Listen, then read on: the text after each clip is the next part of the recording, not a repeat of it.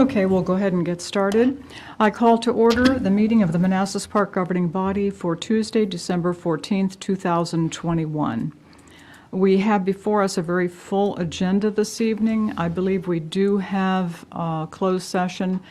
Dean, do you want to stand and let us know the citation, please? Why is it Dean sitting here? Yeah, under paragraph 5 and 8, paragraphs 5 and 8. So we have two. Okay, thank you, Dean. Thank you. Are there any changes or additions to the agenda? Okay, hearing none, seeing none. Do we have a motion to approve? So moved. Second. All in favor? Aye. Opposed, abstained, motion carries. Next, please join us in a moment of silence, and Councilmember Amaya, would you lead us in the pledge?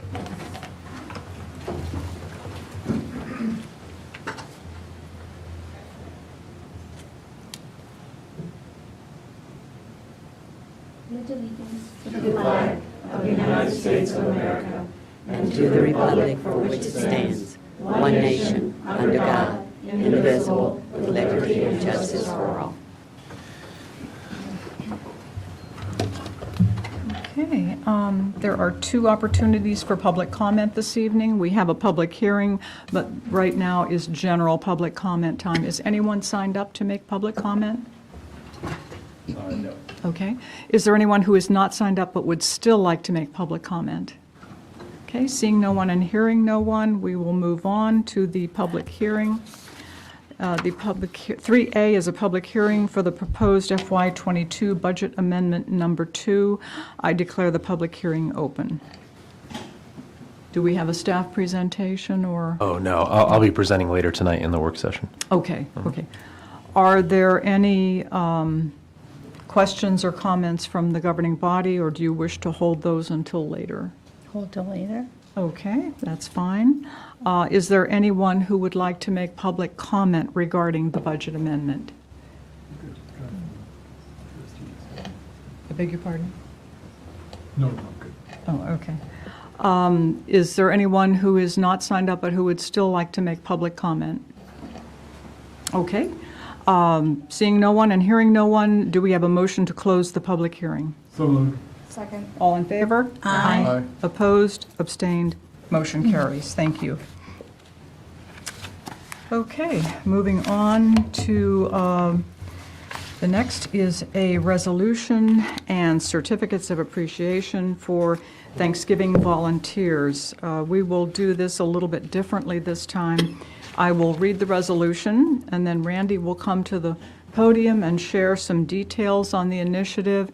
She will read the list of recipients of the certificates, and then we'll go down the line. Each governing body member will have an opportunity to comment, and then we'll take the vote. So this is in recognition of the Department of Social Services and the donors and volunteers for their outstanding service to the city. Whereas the governing body of the City of Manassas Park are extremely grateful for the great service provided to our community by all of our donors and volunteers, and whereas the governing body desires to recognize outstanding performance of our donors and volunteers as they accomplish collecting, sorting, and distributing non-perishables and turkeys to provide to the residents of our community. And whereas the donors and volunteers demonstrate the true definition of kindness through providing time and goods and willingness to be there for all of our residents. The kindness displayed during the process was exceptional. And whereas the donors and volunteers were humble, caring, hardworking, can-do attitude should be recognized and celebrated. Now therefore be it resolved that the governing body hereby recognizes the great service and accomplishments of the donors, volunteers, and of the Department of Social Services of Manassas Park. Be it further resolved that these donors and volunteers are awarded with a certificate of appreciation for their outstanding service by the governing body and signed by both the mayor and the city manager of Manassas Park. So we would like to have Randy come up and say a few words. Good evening, Madam Mayor, members of the council. Thank you for allowing us to be here tonight with some of the exceptional volunteers that I had the opportunity to work with. over the last month. We worked effortlessly to collect non-perishables, and we also had fantastic donors that provided turkeys that allowed us on Saturday, November 21st to pack the bags of food, and then on Sunday, November 22nd to actually hand out the foods to residents of Manassas Park. So I wanted to take a moment to just read the list of donors and volunteers that participated. We have a lot of shy individuals. By all means, if you are here and I call your name out, please stand up and be recognized, okay? And I'm not sure if individuals are on YouTube. Even Vanessa Arias, who is our George Mason intern, who helped me spearhead this, got shy and didn't want to be here this evening. So I understand it can be nervous standing here. So, okay. So Sherman Looney, the assistant manager of Harris Teeter. City of Manassas Park staff, you're here, you guys donated. Please, if you're here, stand up. Manassas Park Bible Church collected food. Social Soiree, C&W Landscaping, and Friends of Yessi.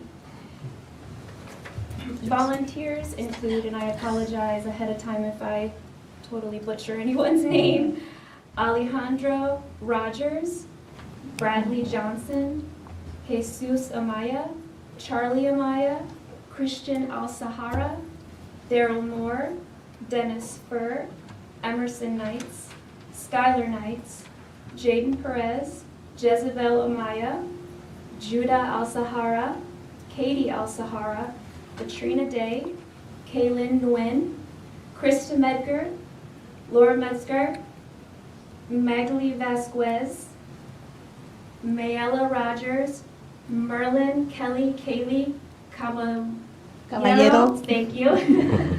Michelle Rogers, Nabil Al-Sahara, Pastor Michael Rogers, Susan Furr, Vanessa Arias, Vivian Perez, and Wilfredo Campos. So thank you very much. Greatly appreciate it. Do you have any words you'd like to say? No, I mean, it was a great program, and thank you for all the volunteers for stepping up and serving the community. And I see a lot of young faces here, and that's excellent. I love to see the youth and, contribute to the community you guys live in. So great job. Keep it up. Yeah. Are we going to pass out the certificates tonight? Randy. I'm not sure how many volunteers were going to be present. Some did show. Your if you would like to pass out the Yeah, volunteers. there's quite a few here tonight. Absolutely, they did. Yeah. Last minute, the mayor and I were speaking, and I was Sure. like, no one's here, but Sure. some have shown up, so. Sure. If we have the opportunity to do that, that would be great. Oh, And I sure. should point out that we were able to provide 86 residents with turkeys. Wonderful. And at least 2 bags of non-perishable foods. And we had 6 turkeys remaining that we've already connected, that we're handing out tomorrow for the holidays that are coming forth, so. Okay.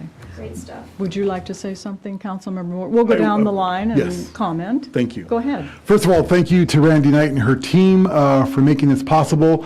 But I definitely have to give a shout out and just thanks for Councilmember Maya, who spearheaded this initiative and brought it to my attention and got me involved. Just an amazing amount of work that was done. Also, a special recognition to the assistant manager of Harris Teeter, right here in Manassas, right here, Sherman Looney. We got quite a few butterball turkeys from Harris Teeter, and so at an amazing cut rate price that no one out there was able to get. So it would not have been possible had not Mr. Looney made that available and Harris Teeter for participating in this program. So thank all the volunteers. It was an amazing event and hopefully something that we can replicate next year. Absolutely.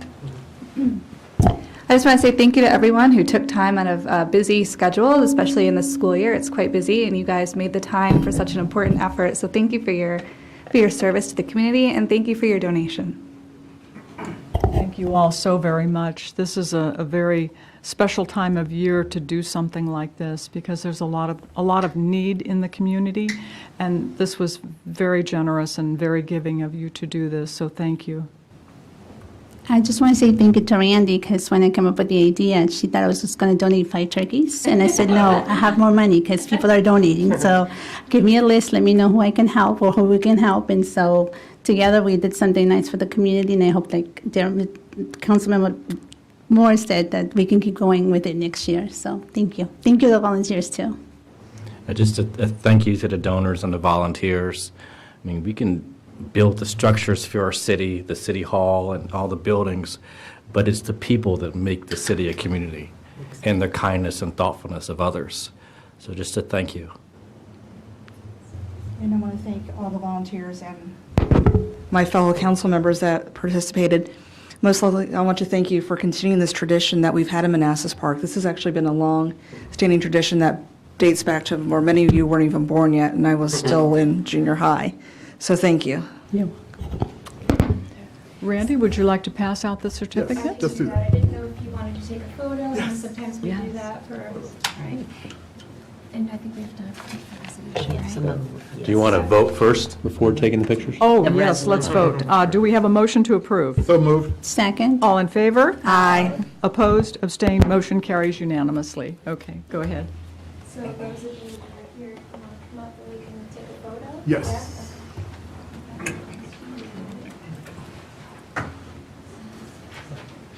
Yeah? Why don't we move out of the way and we get a picture with the seal in the back? Oh, yeah, come in the center, yeah.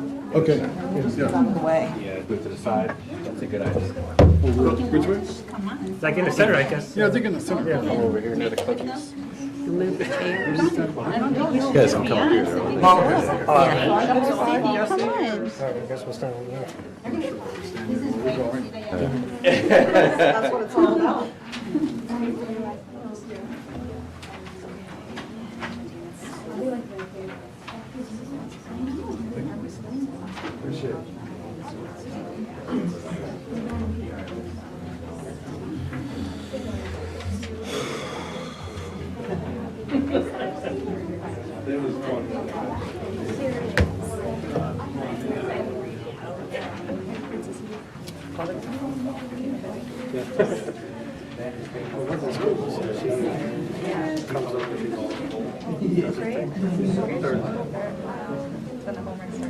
Yeah.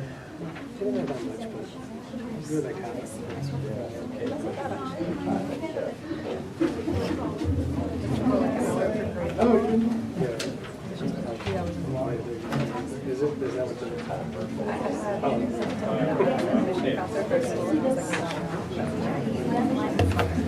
what it's more.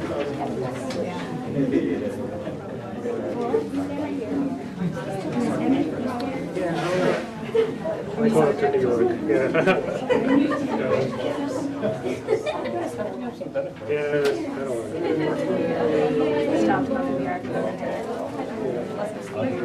Yeah, so we're thinking about the ski lodge too. So.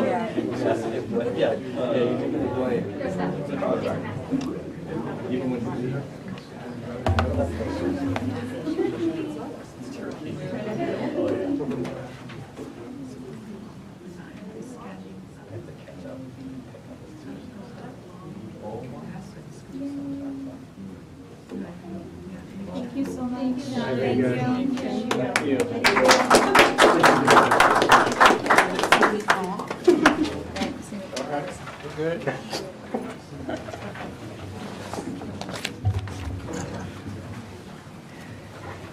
Good night. Thank you. Thanks again, folks.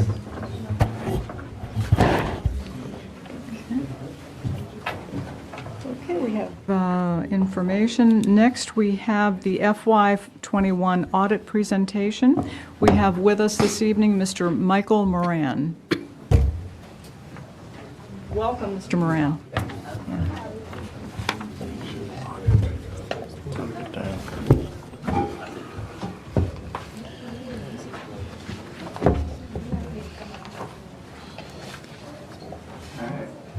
You guys hear me okay? Yes. Good evening. Thank you for having me here tonight to present the annual comprehensive financial report for the city of Manassas Park for the year ended June 30th, 2021. My name is Mike Moran, and I'm the director at RSC in the Fredericksburg office. So for tonight's presentation, I'm going to go over the engagement summary, the audit results, the communication letter, there's 2 of them. There's the 2 separate items provided outside of the report. A few financial statement highlights, and also a few graphs and charts of the fund balance, revenue, and expenditure information for fiscal year. You engaged us to perform a financial statement audit and compliance report for the year ended June 30, 2021. This audit was subject to the auditing standards generally accepted in the U.S. The specifications of audits of counties, cities, and towns issued by the APA, the standards for financial audits contained in the government auditing standards, and provision of uniform guidance, which is a single audit. Now what you all been waiting for, I know Pam has for sure, the independent auditors report. So within the financial report itself, there are 3 auditor type reports. The first one's located towards the front of the report, and the other 2 are towards the back. And you'll notice those reports, you'll see our letterhead on it, so I have the RC logo at the top, that makes it kind of stand out. The first auditor type report included is the independent auditors report, and this is the report on the numbers themselves.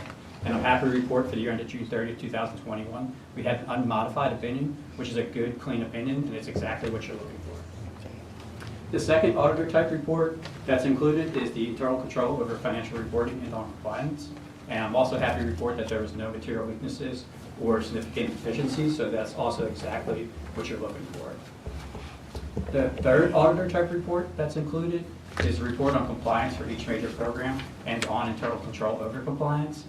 This is our single audit report, and also I'm happy to report there's no material weaknesses or significant deficiencies reported either. So once again, that's all good reports, and those are exactly what you're looking for.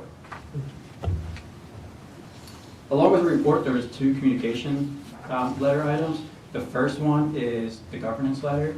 This letter to the board kind of highlights any things we want to kind of point out, such as if there were any audit differences, any significant changes in accounting policies, if there was disagreements with management, anything in that sense. This year, this letter is very standard. You know, there's no disagreement with management, there's no uncorrected misstatements or anything like that. So it's very standard language for this year. The second item is our management comment letter and recommendations. There are 2 minor items this year, and those are kind of detailed out in that separate report. Next, the 2021 financial statement highlights.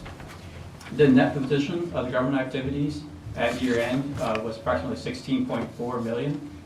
This is an increase of about $10.3 million from the prior year, and this is on your full accrual basis, so the net position is going to include any of your capital assets and your long-term debt.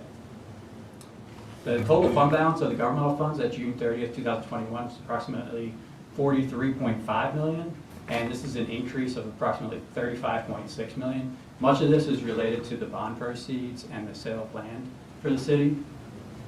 And of that 43.5 million in fund balance, approximately 10.9 is unassigned general fund balance at year end. Next, I kind of just want to refer to Exhibit 11 when you get a chance to go back later. This is for your budgetary comparison for the general fund.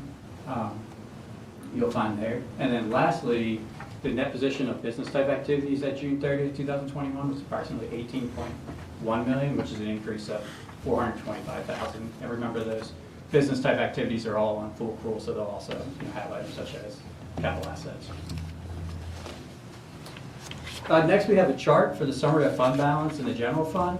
And as I mentioned on the last slide, you can see over there on the right-hand side under 2021, the unassigned fund balance is approximately 10.9 million. And I also kind of want to make sure I point your attention to that total line.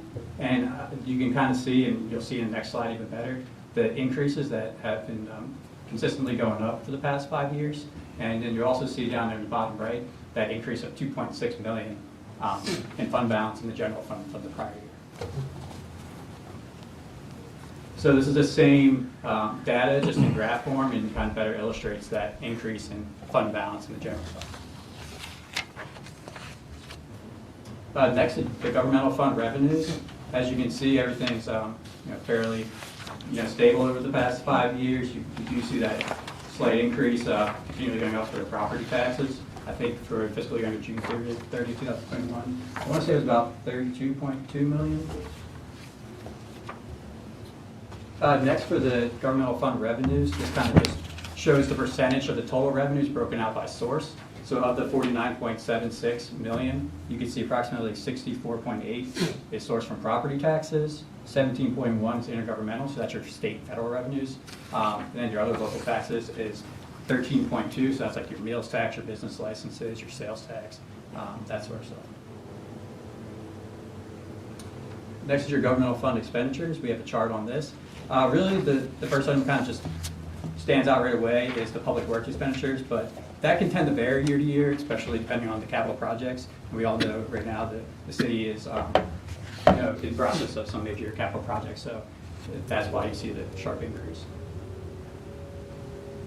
And lastly, we have those governmental fund expenditures broken out by type.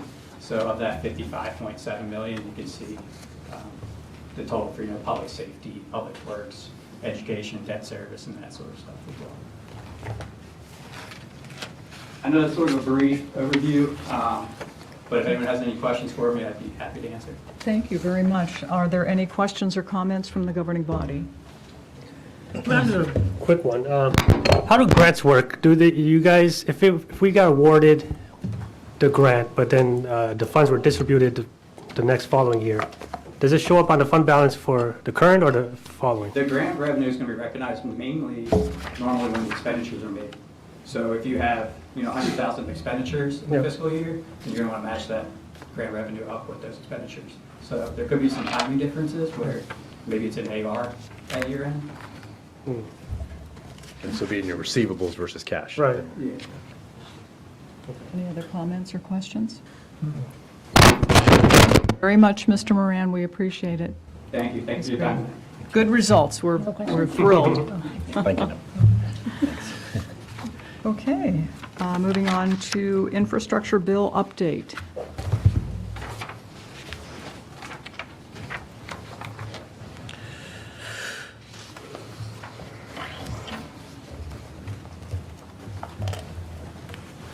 Good evening, Mayor, Vice Mayor, governing body. I'm going to be doing the Infrastructure Investment and Job Act bill that was recently passed.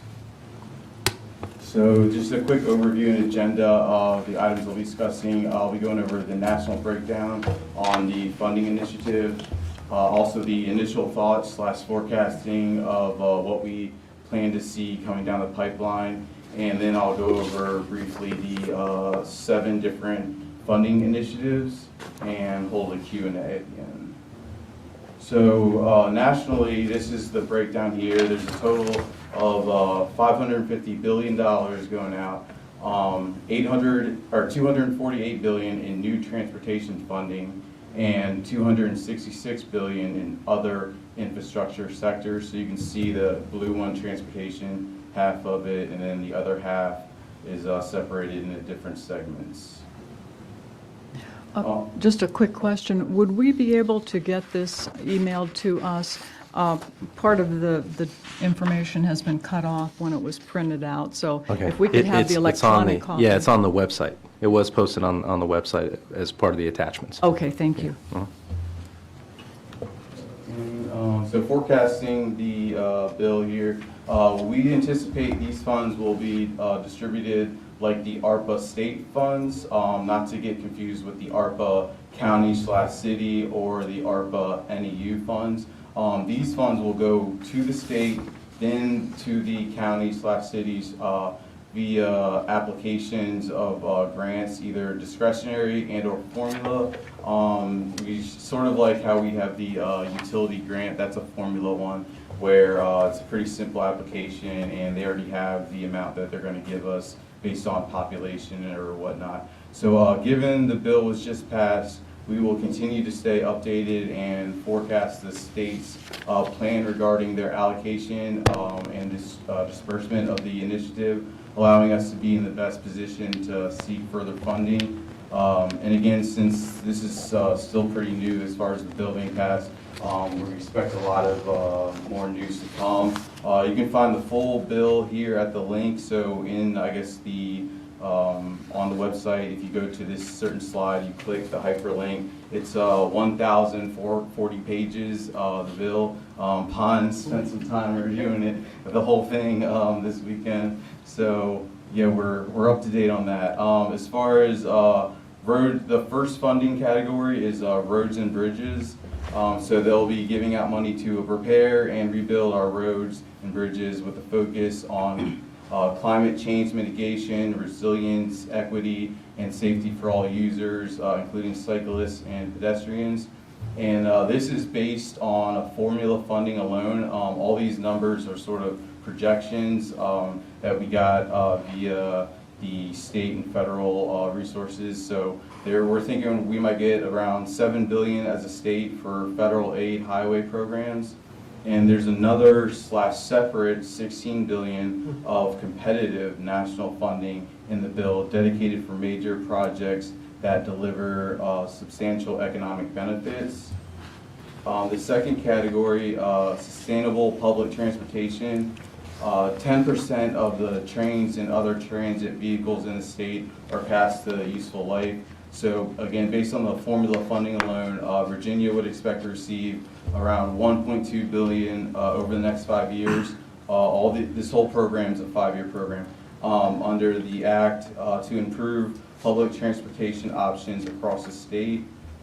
The third funding category is, I think, a pretty cool one here.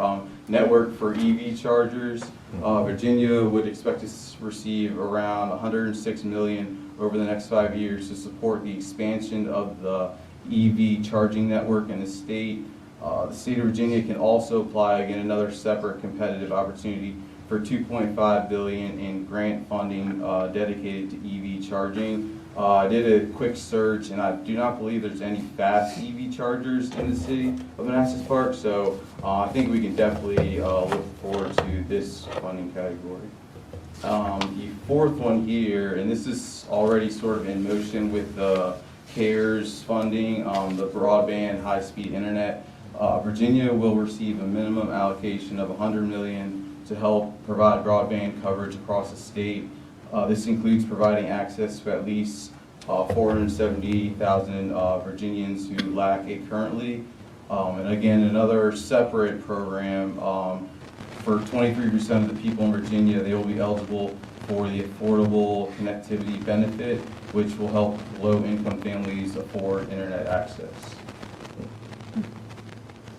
And number 5 here, this is the hardening / future-proofing of the infrastructure overall. From 2010 to 2020, Virginia has experienced 40 extreme weather events, costing the state up to $10 billion in damages.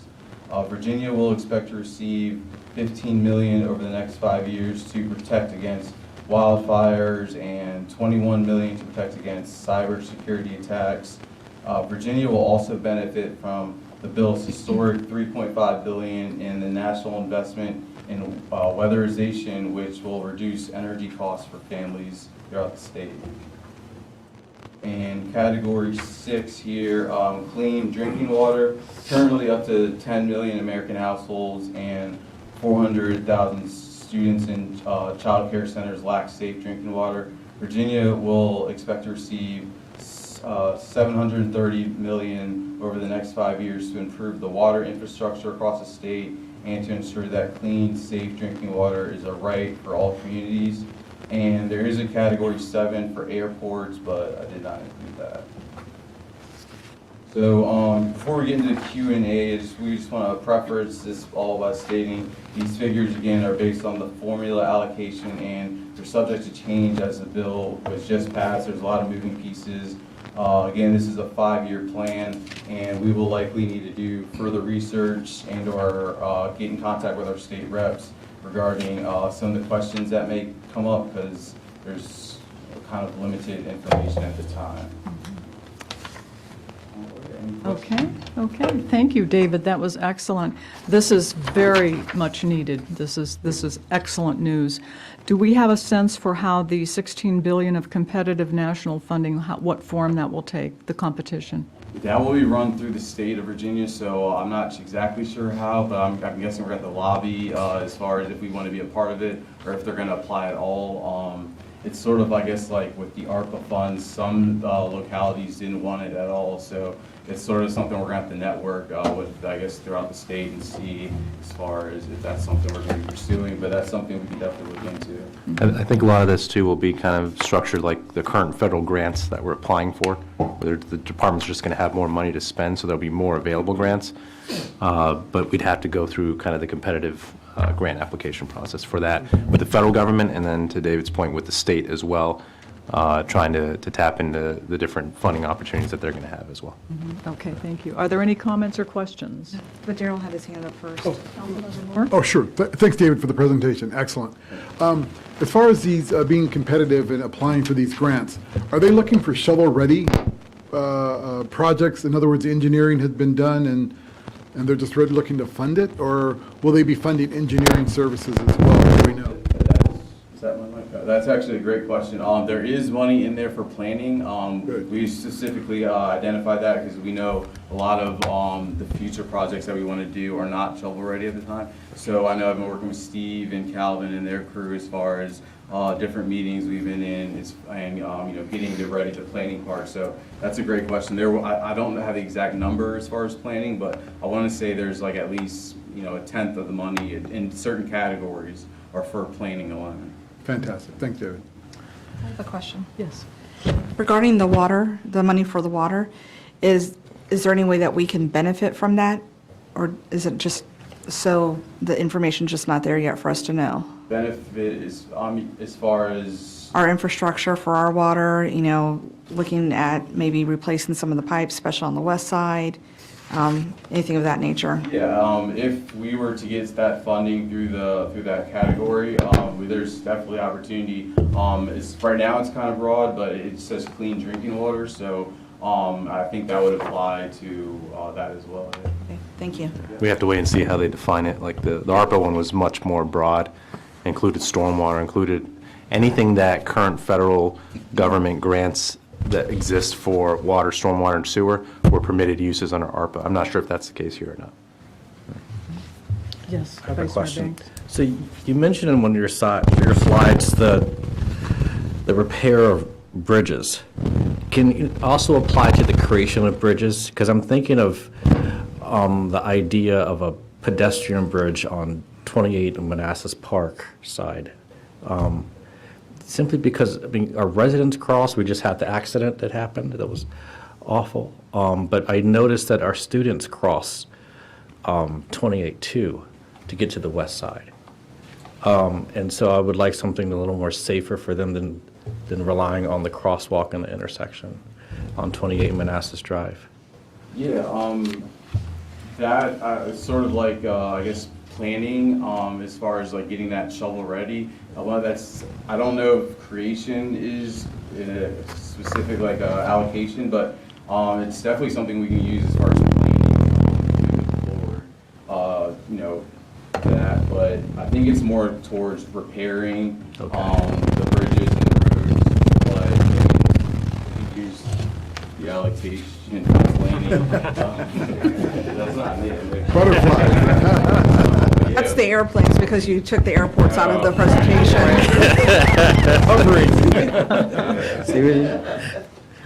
Thanks, David. Yeah, and all this, I can, get more information as it comes along. Okay.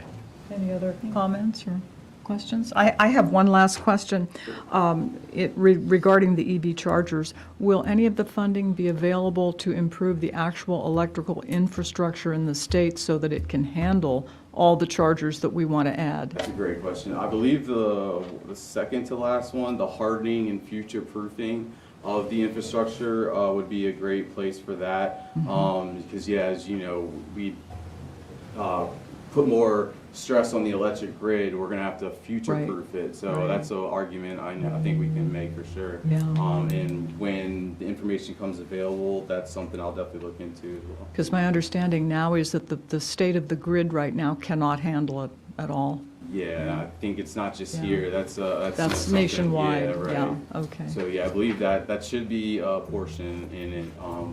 And we'll see what they say. But Sure. Thank you. Any other comments or questions? That was great. Thank you, David. Thanks, David. Thank you. All right, thank you. Thank you. Okay. PRTC fund balance. Is that Calvin?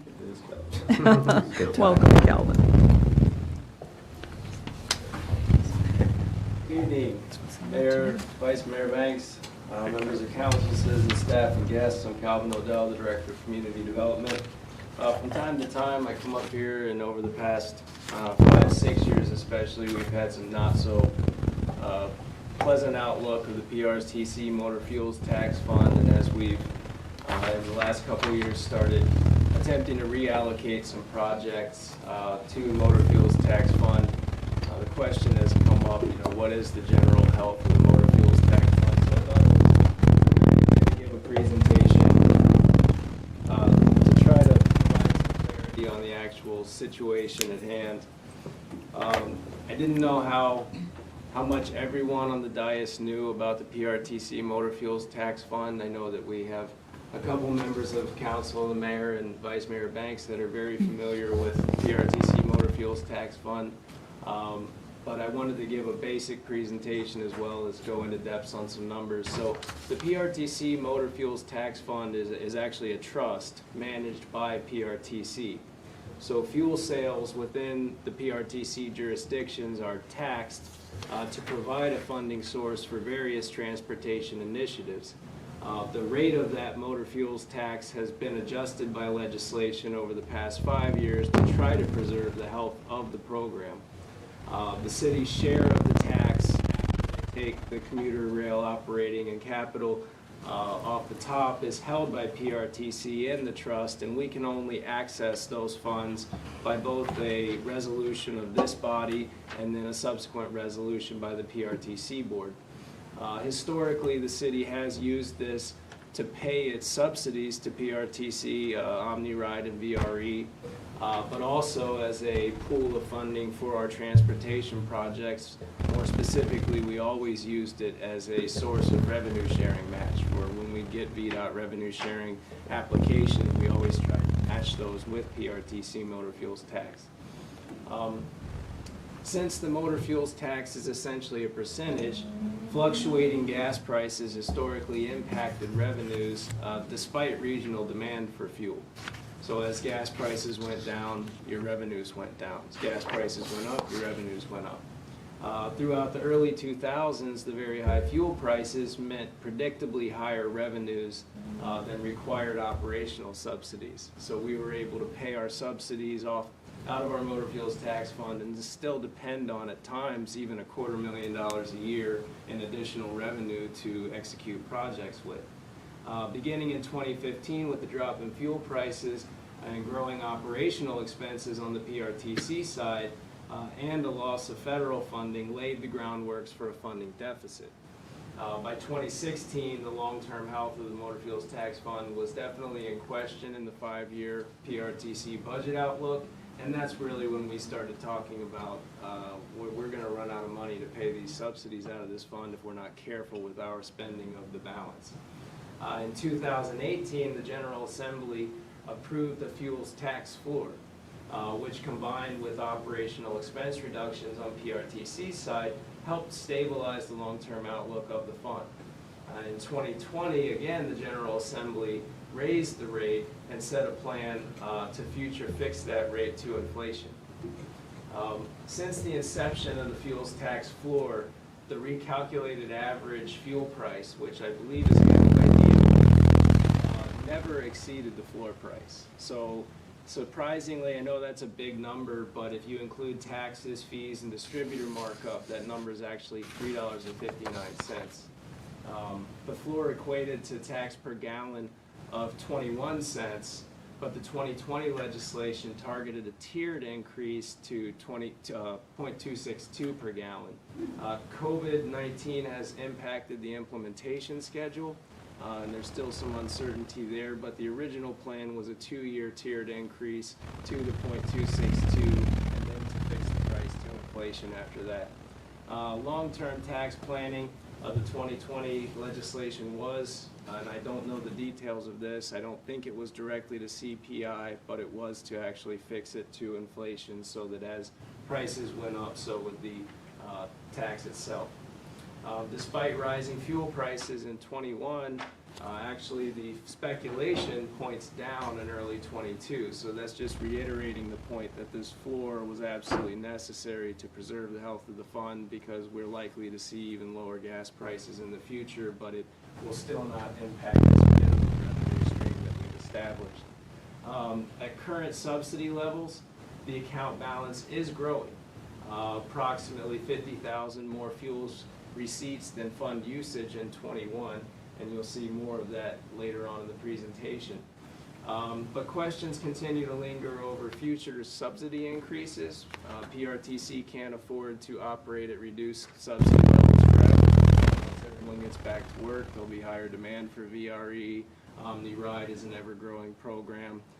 So subsidy increases are a big question. Federal funding that's been used to reduce the subsidies is always in question. And long-term fuel prices are another question.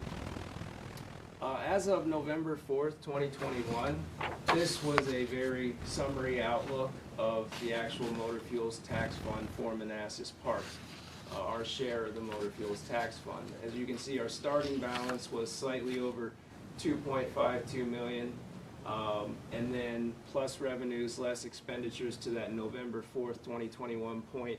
You can see we climbed to 2.567, which is a little over a $15,000 increase. So the fund is actually growing by the year at the current subsidy levels and at the current fuels tax floor. Projected motor fuels tax for the remainder of FY22 is around $611,000. And then we get to the interesting part, which is unexpended resolutions. Resolutions that we've passed in prior years that are still sitting on our books, and some of these are recurring resolutions that actually represent our subsidies to PRTC and VRE. And our unencumbered balance at this point is only $2.09 million. This, if you were to look at the PRTC budget package, there's always a section at the bottom that covers these unexpended resolutions. And though this is not how we track these internally, we track them individual project by project. This is how resolutions were written in the past and passed off to the PRTC board for approval. One of the most confusing aspects of this was our decision in the past to lump multiple projects into one resolution, which then makes them very tricky to clean up and get off the books, because we can't just wait for one project to finish to clear a resolution. We need to address all the projects in that resolution before we can finally say, hey, everything under that resolution has already been returned to the city, the project's completed, now we can close that resolution. Mathis Avenue and Euclid were two intersection improvement projects. We had allocated $1.4 million to those projects. Reimbursed to date, we've been reimbursed $1.3 million, which leaves a remaining balance of $93,000, and those projects are done. Those projects are off the books. Arguably, we could attempt to approve slightly more expenditure on Euclid, but we had a major funding debacle with the end of that project, and it was the very end of that project where we would have been able to prove out-of-pocket expenditures by the city. We exceeded all of the 100% and 98% grant opportunities and started getting into actual city spending, but by that point there was an overbilling error that really wound up with VDOT doing journal entries for the last few invoices on that project. So it's a very messy situation. Some of those projects that were tied into that situation we have been able to clean up, like Denver Drive, which was actually a part of two resolutions, but was a part of this massive three-project resolution here, where we allocated $234,500 to these projects. Reimbursed to date, we've gotten $170,000 back, which leaves a remaining balance of $63,564.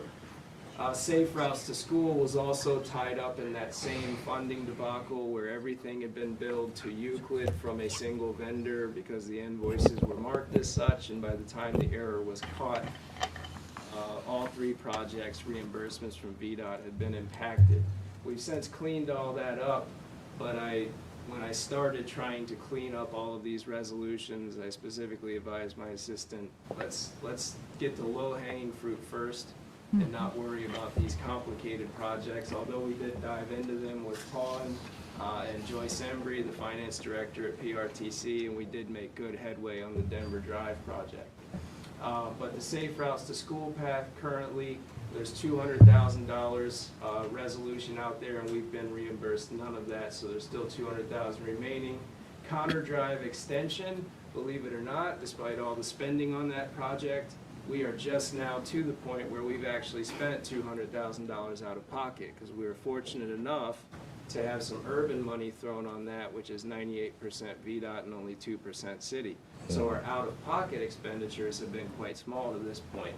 However, as soon as we purchased the wetlands credits, now that money is available for reimbursement through PRTC. But on PRTC's books, it still looks like this.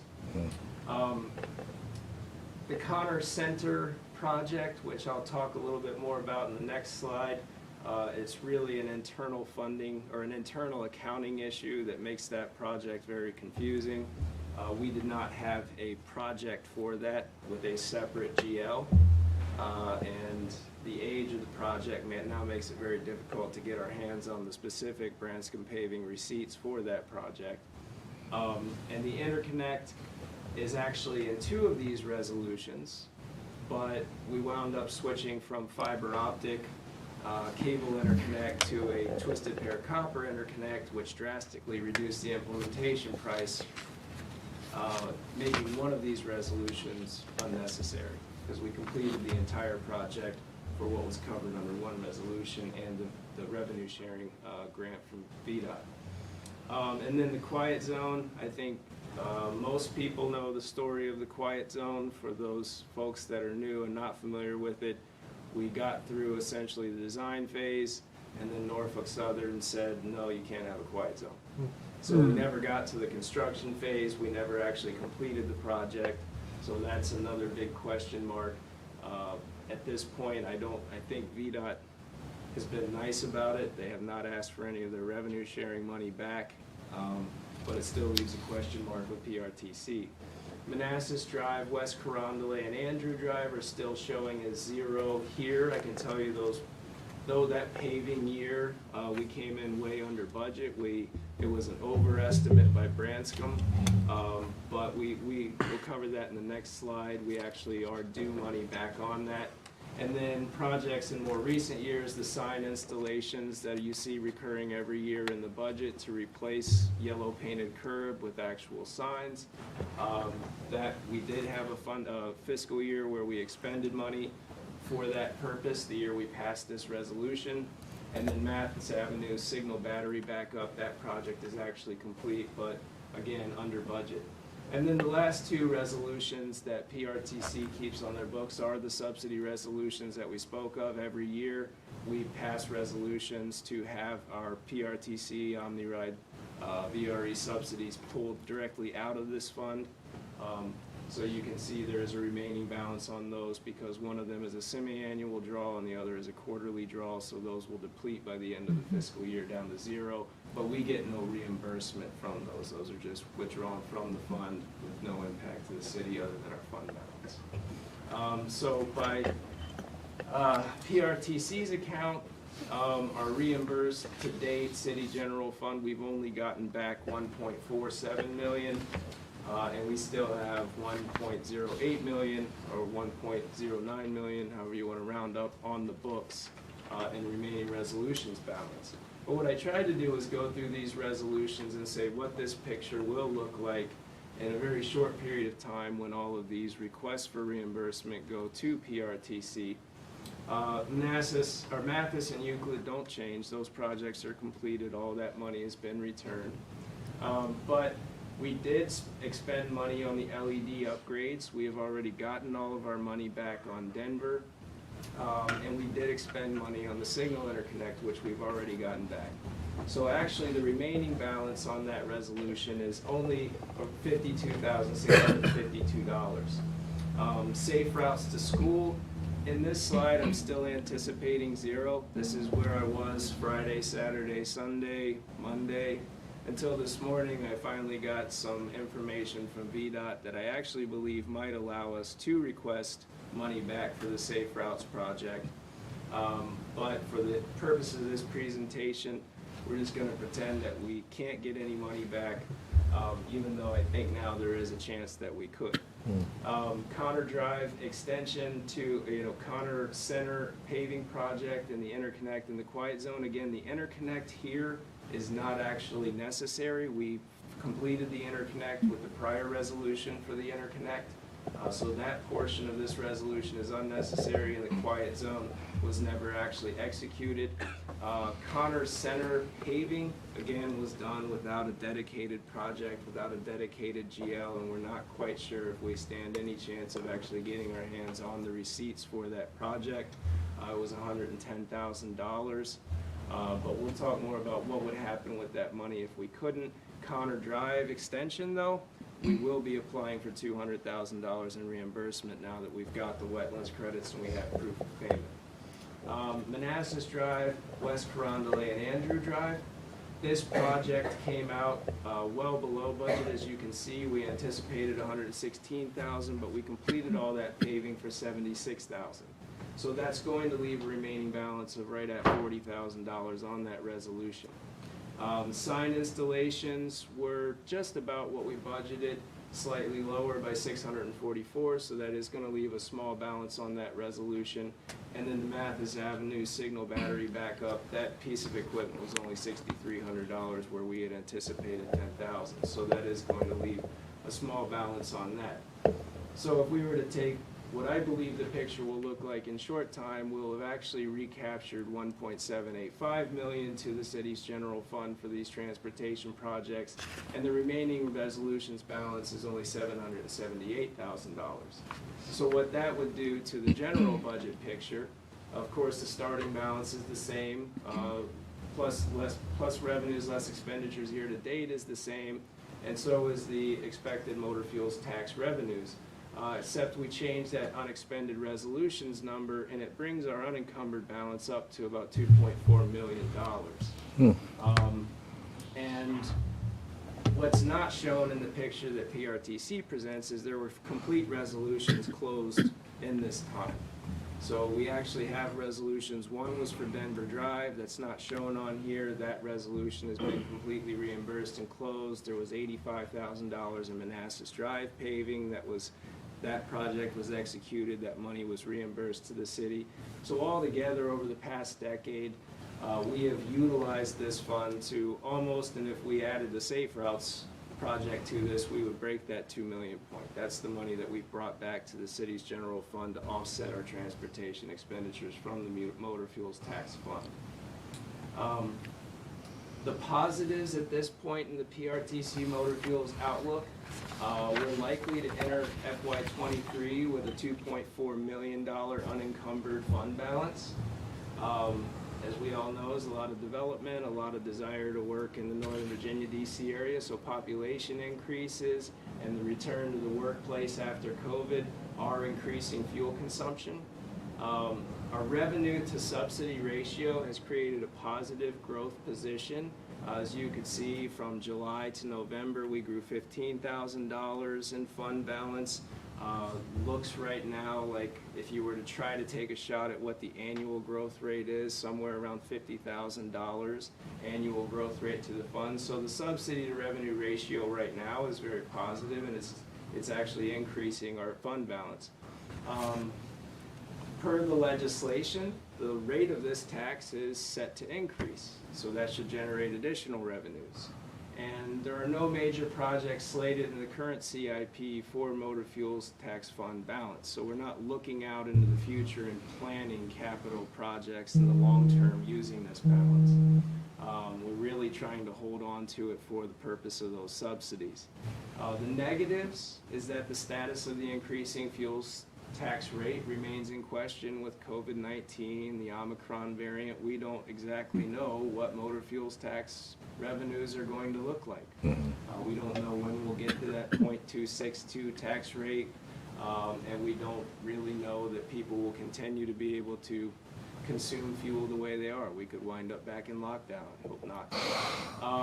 But the use of federal funding to minimize subsidies is also under debate, and I think probably the mayor and vice mayor know more about this than I do, but federal funding has helped to reduce the subsidies that the jurisdictions are paying, but it's my understanding that that money is up for debate right now as to whether or not to continue to use it for that purpose.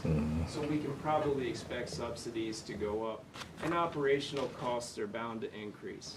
As we spoke about earlier, the demand for OmniRide, the demand for VRE, future expansion plans of VRE, these things are going to drive up the operational costs and increase those subsidies. And fuel prices are likely to fall in 2022. If you're following the price of crude, we're probably not going to see continued rise in gas prices, at least the first part of calendar year 22. So that's it's not going to drive us above that fuel tax floor position to where we're actually making a whole lot of money on gas prices. The city manager had requested $914,000 more in PRTC subsidy for FY22 as part of the budget amendment.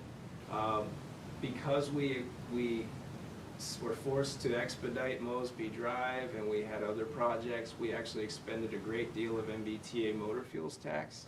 So our motor fuels, our draw from the NVTA, or not motor fuels tax, NVTA local fund, our draw from the local fund was higher than we had projected at budget close.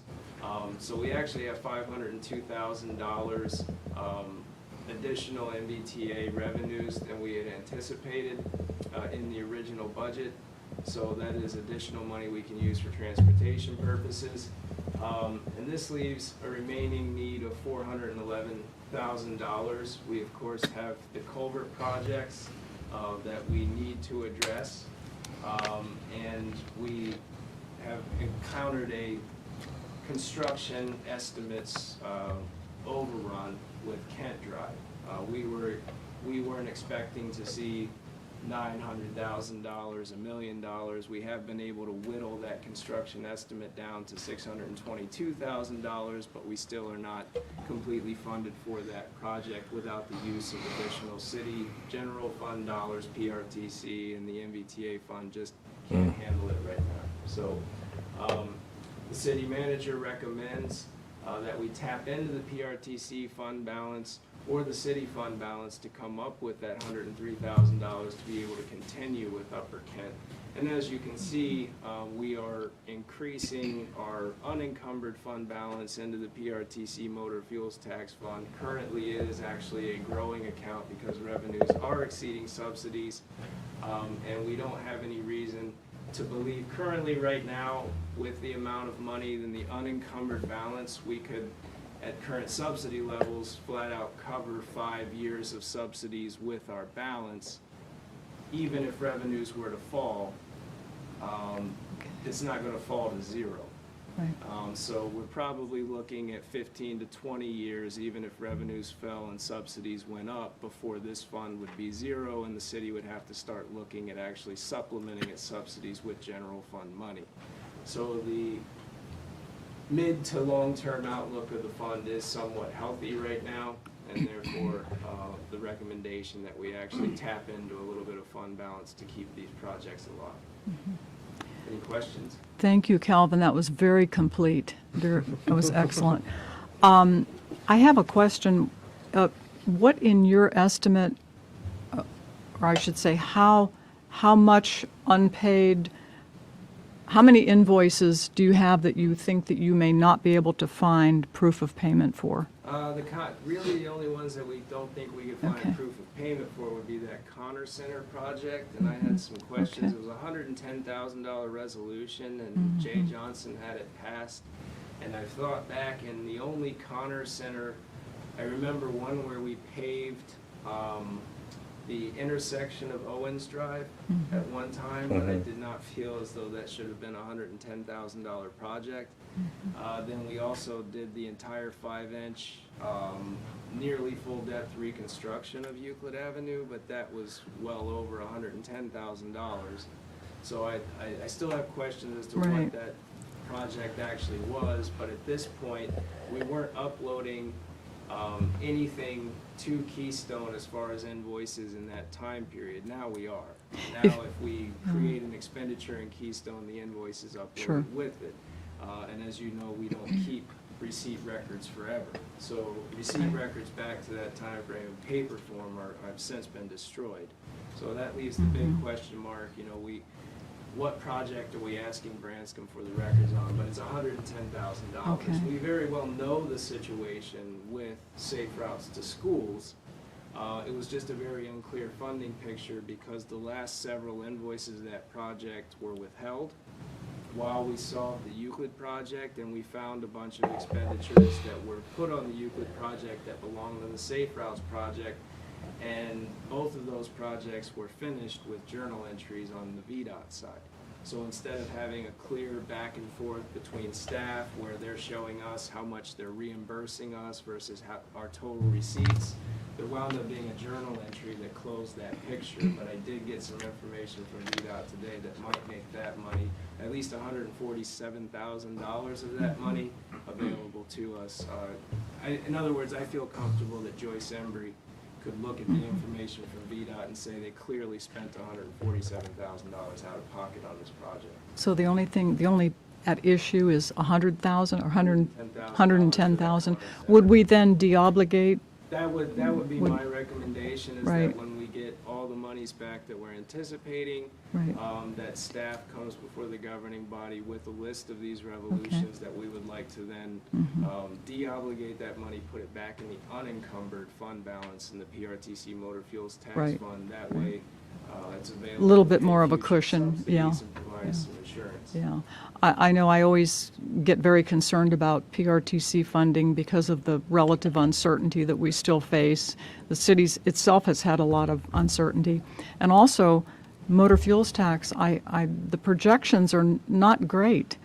The one projection I heard that by 2030, the fuel tax revenue will drop by about a third. So the General Assembly is going to have to find a way to replace that, and they're going to have to do it in an equitable manner, I really like the vehicles are changing the entire outlook of the motor fuels tax fund. Yeah. So, but again, we can't. Well, electric vehicles and fuel efficiency as well, yeah, okay. I won't monopolize. Any questions or comments? No? No, that was a good point. I got a Yes, Vice Chair question. Banks? Calvin, first, great presentation. Thank you. I had a question about the Safe Routes to School project. I remember we received a VDOT grant for about $425,000 for that project. Does that affect in PRTC? The PRTC Motor Fuels Tax Fund the resolution was intended to offset our out-of-pocket expenditures. Safe Routes to Schools was 100% unmatched grant. So everything we were spending, and that was the priority one funding. Right. So the first $425,000 we spent, we got $425,000 back from VDOT. We can't double dip and take that money then out of our motor fuels tax fund. Right. The next set of funding, the priority two funding on that project was urban funds. Mhm. We were able to move urban funds from the Route 28 concrete intersection from the 90s to that project. And so the next, I think, nearly $200,000 of expenditures on that was urban funds, which are 98% VDOT, 2% city. And then it wasn't until the very end of the project when we tapped into the revenue sharing portion of the project, which is priority three spending. And in that revenue sharing portion of the project, that's where this would have become the most viable. And that final $300,000 or $400,000 worth of spending, that's where this resolution was meant to insulate the general fund from expenditure on the project. Okay, got it, thanks. And also in regards to the subsidies, I mentioned it in the previous meeting, I always push, I guess, in terms of the VRE local subsidy that we have to pay. I always try to push or advocate against or trying to lower that subsidy that we have to pay. Looking at 2019, before the pandemic, we paid $511,000 for our local subsidy for VRE. We received a reduction last year because of the pandemic. Like I mentioned last meeting, I'm pushing for the reduction to continue this year. I was just talking to individual board members this week, and the vote's going to be on Friday. So I'll let you know, and hopefully we'll get another reduction, as well as I'm trying to push for a reformulation of the local subsidy, because looking at it per population, Manassas Park, although we're the smallest city, we pay like a disproportionate amount. It's very high versus the Fairfax counties or Prince William County. So I want to take a look at the whole formula for the local subsidy for VRE, because I think it's unfair. But before I can get there, because of the pandemic and the loss of revenue that VRE has faced, I just would rather get the reduction now. Be So, sure to keep us I'll let you know on up Friday. to date on everything. Yeah. Yep. Okay. One additional thing to note, so for my, the budget spreadsheet that we're updating for FY22 budget amendment, I'm going to put in there to use the PRTC fund balance for that 103,000, unless you want me to use city fund balance. So please let me know, and as soon as possible, kind of what your preference is. You're not voting on it until you actually vote on the budget, but my plan is to use PRTC fund balance, but as you just heard from the auditors, our fund balance position is getting much stronger, so we can afford this easily using city fund balance. But we really want to make sure we're proceeding with this project, because that road is not in good shape at all, and, Yeah. and our No, residents need the help. I'm personally very comfortable. I was concerned about PRTC tax fuel revenue, but with the 502,000 from the NVTA, that makes it a lot more doable. So I'm totally comfortable with your recommendation. And I do agree, we have to do Upper Kent, absolutely. I have a question. What's the downside of using the PRTC fund, the 103 from the PRTC fund? Good question. There is no downside right now. It just depends on the uncertainty in the future. Which I guess we face with everything. We do, yes. Yeah, so if the fuel prices, or if we're just not getting enough revenue, then the city is eventually going to have to use general fund money to subsidize the PRTC. Right now, we're using the fuels tax to subsidize that, and then we're getting the surplus and putting it back into our transportation projects, or just to keep building up the fund balance.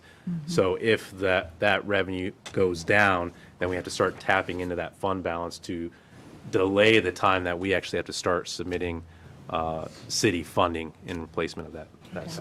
And to answer your question a little bit more, I've become very sensitized to actuals versus projected when it comes to the fuel tax revenue, because the city has gone through a negative financial situation. We've seen the debt service spike. We've seen the COVID recession. Right. And I guess I'm just concerned about all the uncertainty. That's why. But I'm totally comfortable with that. Daryl's got a question. Yeah, just to follow up, Laura just asked the reverse question. What is your concerns about using the fund balance? We heard that the auditor, we have a $10 million fund balance in our general fund. If we're concerned about the PRTC and the motor vehicle fund, the gas tax, then why not just take it from our general fund balance? I like to keep the general fund balance stronger than these specific funds, because they give you more options, right? So if we keep the money just in the PRTC fund balance, that only can go to transportation projects. Whereas if I keep it in the city general fund balance, you guys have future councils, future managers have more flexibility in what they need to use for worst case scenarios, major recessions, things like that. Sure. It just gives us more options. But if we're concerned about the fund balance and the PRTC going down to where the city at some point will start paying the subsidy, there's no difference. We're paying them, we're still paying money out of our... We're not there yet. Well, I know we're not there Yeah, yet. yeah. No. But that's Yeah. where it would go. Yeah. if From a things dollar to tank. dollar perspective, you're absolutely right. My goal right now has been to keep boosting our fund balance. fund And balance. I think in the future, with everything we have going on, the city will be better positioned at that time in case the PRTC fund balance is weaker to deal with it. But we need to keep some flexibility right now for the next few years in the overall city fund balance for worst case scenarios. And what about the thought of splitting the difference, taking 50,000 from the PRTC and 50 from the general fund? It seems like that would help. Oh, I would support that. preserve Yeah. our That's fine. PRTC fund a lot longer, since it's a concern. Yeah. That's an option. Yeah. I would throw that on the table. Also, in addition to the flexibility aspect that Laszlo mentioned, I've always favored using transportation dollars for transportation projects, yeah. So any other comments or questions? Okay, thank you so much, Calvin. That was wonderful. Very nice. Thorough. Next, we have introduction of new employees. This will be fun. Oh, we got a new Yeah. Children's wasn't? So last month I introduced That one wasn't? you to, It's all fun. 3 new employees, Daryl, David, and Yvette, housing, economic development, and also finance, which you heard from tonight from David. So tonight we have, I guess, the last 3 positions to introduce you to based off of the approved ARPA usage of funding. So we have 3 employees, our public health coordinator, Francis Rath, our city policy EM planner, Kelly Evans, and our mental health coordinator, Sally Starr, who started yesterday. So she's brand new. But I'll introduce each of them and have them come up and just say hi to all of you. So as I did last time, just kind of a write-up of their bio. So Francis Rath, he's retired as an international corporate attorney. So he's a lawyer. We won't hold that against him. Specializing in consulting to corporations and foreign governments before joining. He did join the Loudoun County Health Department in 2006. Quite a transition, but a very interesting story. We taught him. He was the Loudoun County Health Department lead for the Medical Reserve Corps. So he helped grow that program from less than 200 members to 4,000 that they currently have right now. Wow. So he was a key member of the Health Department's Emergency Preparedness and Response Team. He was a Health Department representative in the EOC and a planner and coordinator for numerous health emergency responses, including TB outbreaks, COVID-19, H1N1, and Ebola, as well as various exercises that they did. Francis is a member of the National Capital Region Incident Management Team, having completed training in many command and general staff positions, and has acted in these positions at several events, including as Deputy Logistics Chief at the 150th anniversary of the Battle Bull Run. And he also holds numerous FEMA certifications. So he's definitely a lot more operationally aware, which is what we need in our city. Francis has presented at several national conferences, and he's a former Loudoun County Fire and Rescue Commissioner.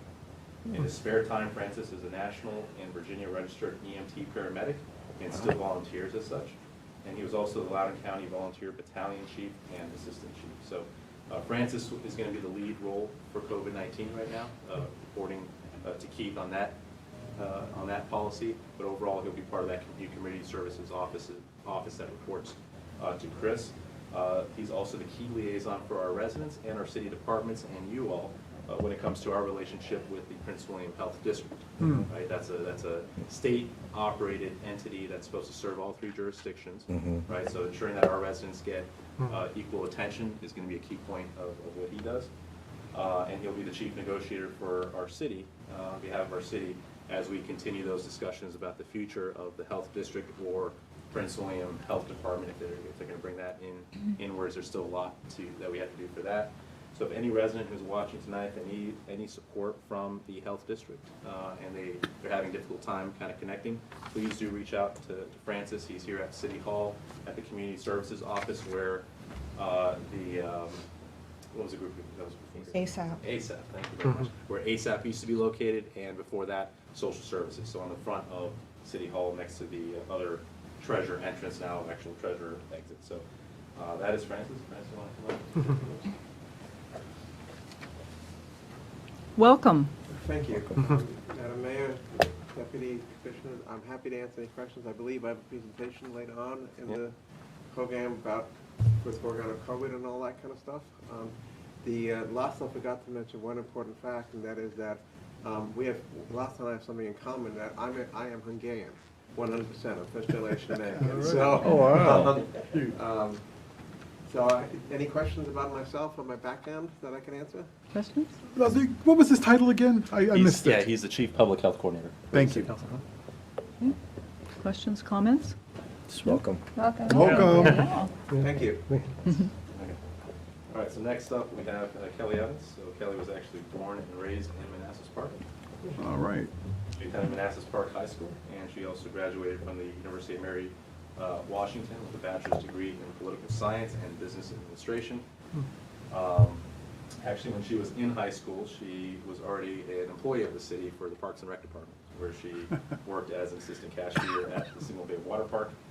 So she knows Jay and the team quite well. Okay. And then throughout her college career, Kelly did work for various congressional leaders and Virginia legislative staff as well, so she has that experience. And prior to joining our city as our policy officer, she worked in the staffing industry as a recruiter and staffing coordinator for nearly 2 years.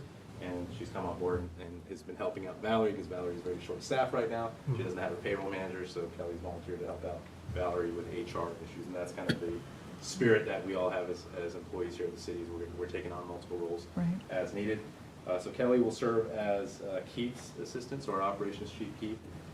She'll work with him as his assistant and specifically focusing more on the city policy side versus direct operations. She'll help me out with the agenda packet preparation and review, tracking state and federal legislation that may have impact on our city, and then facilitating resident service requests or information requests that come to my office or comes to you all that you then end up sending towards us. So she'll help facilitate with you all directly if you need to engage something with our state delegates or senators or U.S. representatives, U.S. senators. Look to her as kind of a good contact liaison to work directly with their staff for whatever you all need as well. So think of her also kind of as a legislative liaison for you all as well. So please do add her to your communications to keep an eye for any kind of service request or information request related to policy or anything but specifically policy as well. And she will help keep an eye on that front. So Kelly, yours. Good afternoon, Mayor, Vice Mayor, Governing Body. So obviously I'm Kelly, and I've been with the city pretty much since I was in high school, and I'm very excited to continue working with you all and everybody else and really see how the city grows and where we can help it go. Super. Welcome. Thank you. Yeah. Welcome, Kelly. Any questions or comments for Kelly? Okay. Where are you from? Thank you, Kelly. Next,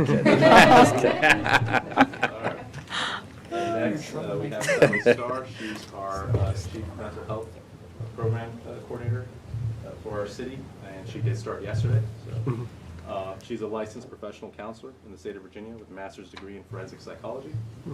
She's provided direct clinical counseling services to youth and adults within community, school, home-based, and restrictive settings.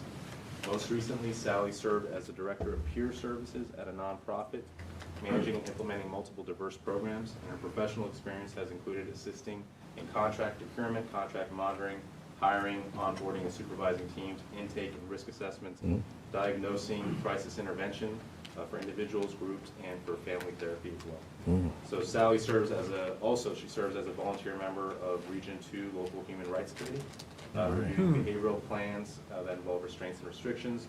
And she has a passion for cats, so she's going to get along quite well with Laura down in Public Works. She has the same kind of passion. She owns 3 of her own, and she volunteers for Fancy Cats and Dogs Pet Rescue. Very excited to have Sally. She just blew us away with the interview. Her last name, Starr, I think is apt. I think she's a star as senator here for mental health, so we're very lucky to have her. She'll be the lead role for our city in terms of mental health, and much like Francis, think of him as a liaison for our residents, for you all, for city departments to the Prince William Health District. She is going to be the liaison to the Prince William Community Services Board, which deals with mental health and substance abuse as well. So any resident, again, who's looking for that kind of support, we have someone now at City Hall who can help facilitate that. She'll also be providing internal, external support to us from mental health program, including internal counseling for any employees who would need that. That was a big issue we talked about a couple years ago. And then also supporting the police department as we start designing the future program for mental health response with law enforcement as well. So very excited to have Sally here with us. You want to come up? Welcome. I think you'll find there's several cat people on the governing body as well. Thank you all for having me. I'm so excited to join the team, to join the city. As Lazo mentioned, it's only day 2, but I've learned a lot. I'm really excited to keep working. Any questions, comments, concerns I can answer? Comments or questions? Nope. No? Welcome. Okay. Welcome. Wonderful. Welcome. That's it for that. Is that, Yeah. that's it? Okay, thank you. Okay, there's no presentation, no consent agenda items. Moving on to unfinished business, 8A is conditional use permit for Pet Suites located at 9471 Manassas Drive. Public hearing having already been held on December 7th. Is there? Correct. Good evening, Mayor and members of council. Nikki Berry coming to you remotely. And your decision today is on the subject CUP, which is for an outdoor play area and dog holding kennel. There are the conditions that are attached to this application that was provided in your packet. Staff does believe that these conditions will mitigate any type of impact on adjacent properties. And so we are recommending approval subject to the conditions dated November 5th and revised November 10th. And as recommended by the Planning Commission, their changes are incorporated into those conditions. Are you done, Mickey? I don't want to interrupt you. Yes, I'm finished. We also do have the applicant online if you have questions for him as well. Okay, thank you. Are there any final questions or comments from the governing body? No. Okay. No. Thank you, Mickey. There appears to be no questions or comments.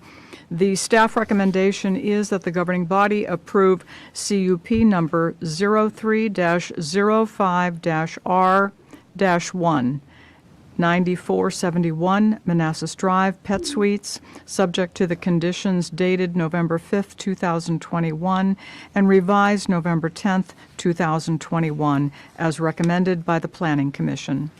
So moved. Second. All in favor? Aye. Aye. Opposed? Abstained? Motion carries unanimously. Thank you, Mickey. Thank you. Good evening. Good night. Okay, moving on to new business. This is 9A, appointments for the VRE board service and also service to the Council of Government committees. I think everyone has had an opportunity to look this over. Is everyone inclined to serve in the same capacity that they have in the past cycle? Yes. Any? Okay, super, super. What I will do is I will go ahead and read the resolution since it contains names and offices, so just to be prudent. This is Resolution 21-1000. Whereas by bylaws of Potomac-Rappahannock Transportation Commission, PRTC requires formal resolutions from each jurisdiction for commission appointments, and now therefore be it further resolved that Preston Banks is appointed as Virginia Rail Express board member, Alana Mensing is appointed to serve as the city's first alternate on the VRE board, and Daryl Moore is appointed as second alternate on the VRE board. Now therefore be it resolved that the following will continue to serve until expiration of term of office: COG Board of Directors, Daryl Moore; Transportation Planning Board, Jeanette Rischel; Metropolitan Washington Air Quality Committee, Hasib Javed; Human Services Policy Committee, Yessi Amaya; Climate, Energy, Environment Policy Committee, Alana Mensing; Chesapeake Bay Policy Committee, Laura Hampton. Be it further resolved that all representatives shall serve at the pleasure of the governing body until their term expires on council. Do we have a motion? Moved. Second. Oh, there is a special motion from Dean. Okay. Do you withdraw so that I can read the? I withdraw my Okay, motion. thank you. The motion from the city attorney is that the governing body adopt a resolution to appoint members to the Virginia Rail Express Operations Board and to various positions with the Metropolitan Washington Council of Governments as presented. Do we have a? Second. All in favor? Aye. Opposed? Abstained? Motion carries. Thank you. Okay, next is 9B, and that would be OFFIX lease for additional and replacement that's a hard word to say, OFFIX. You want to say office, you know? Right. Yeah. Good evening, Mayor, Good everybody. Tonight, I'm bringing before you some replacement copiers. We're looking at replacing them. Their lease is up, 5-year lease. Plus, some of them were made for just black and white, And with us moving to the new City Hall, I don't want anyone fussing with me because they have to go downstairs to get a color copy.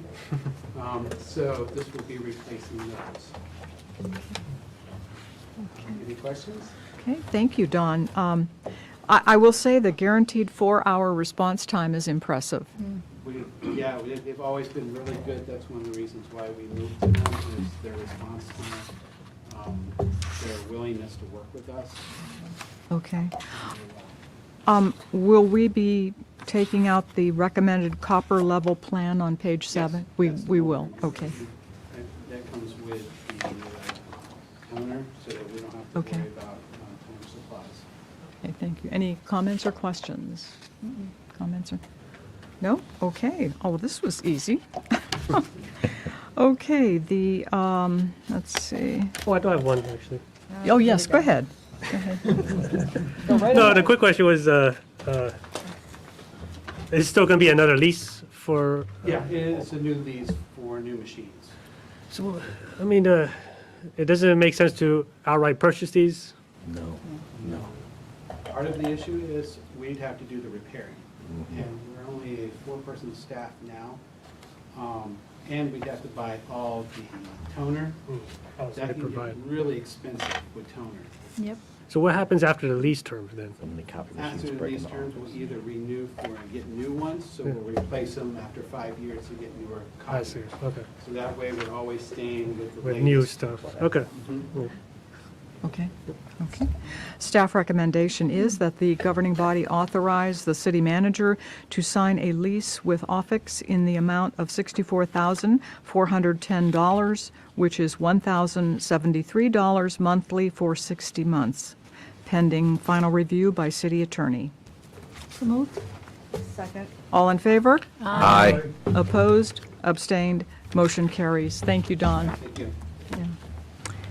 Okay, next we have downtown library furniture, fixtures, and equipment. Good evening. How are you? How are you all? Aye. Good. Thank you for taking the time to look over this. This is to see what furniture and shelving we will be purchasing for the new downtown library. Everything in there is very durable, variety of warranties. Is there any questions about what the packet states? Questions, comments? No? Okay. Will the furniture meet, this is for public furniture or for staff? It's both. And will the public staff meet ADA requirements? Yes. Excellent. Thank you. I think that's the law, isn't it? It is. Yeah, But okay. make sure we're buying the right furniture. Okay, sure. Okay, any other? Okay, last call. Staff recommendation is that the governing body authorizes LS&S on behalf of the city to purchase the specified to outfit the new downtown city library in order to meet the anticipated summer 2022 opening, that the governing body authorize city manager to sign the necessary contractual documents for the purchase of furniture, fixtures, and equipment via LS&S for an amount not to exceed $290,000 in FY22 and FY23 as presented, subject to final review by city attorney. So moved. Second. All in favor? Aye. Opposed? Abstained? Motion carries. Thank you. Thank you. Great, great. Next, we have Manassas Park Library Policies. And you're still up? Yes. Okay. Yes, so we are looking to make some policy amendments due to some of the wording not being exactly clear. We wanted to be able to offer. Could you push the microphone so the folks at home will be sure to hear you? Okay, perfect, thank you. We wanted to be sure that our policy was clear to whoever needed to reference it. So we removed some of the verbiage that was not clearly stated or was more procedural. And we added a policy in there about what would happen if someone were to request a refund because they found a book that they had previously thought lost and paid for. So those are the changes that we made in the policy. And we also So we adjusted the laptop policy and the circulation policy. Okay, okay. I noticed, or rather, it appeared to me that we were removing the language that waived fines. Is that correct? So we already have no fines for overdue fees. We removed the language regarding staff discretion on waiving fines. Staff are still able to waive any fines as needed. So, for instance, if they bring in a replacement copy, staff may waive the processing fee. But it is more of a procedural because it is based on staff discretion. So right now, there are no fines for We do overdue? not charge overdue fines. We only charge for damaged items or lost items. Thank you, super. Yes, Councilmember Moore? Thank you, Madam Mayor. Since this is a policy, my question is, has the library board had a chance to review these two policies, and what has been their feedback? There was no feedback. They just approved them for us to bring them towards you guys. Okay, very good. Thank you. Yes. Actually, this is more for future use when we go and move into the new building and we have the nice technology that we approved last week. Could we, at that time or shortly before that, could you bring back to us some policies, some recommended policies about the use of the VR, the virtual reality, as well as the 3D printing? Okay, thank you. Any other comments, questions, requests? Preston? No, no. No? Okay.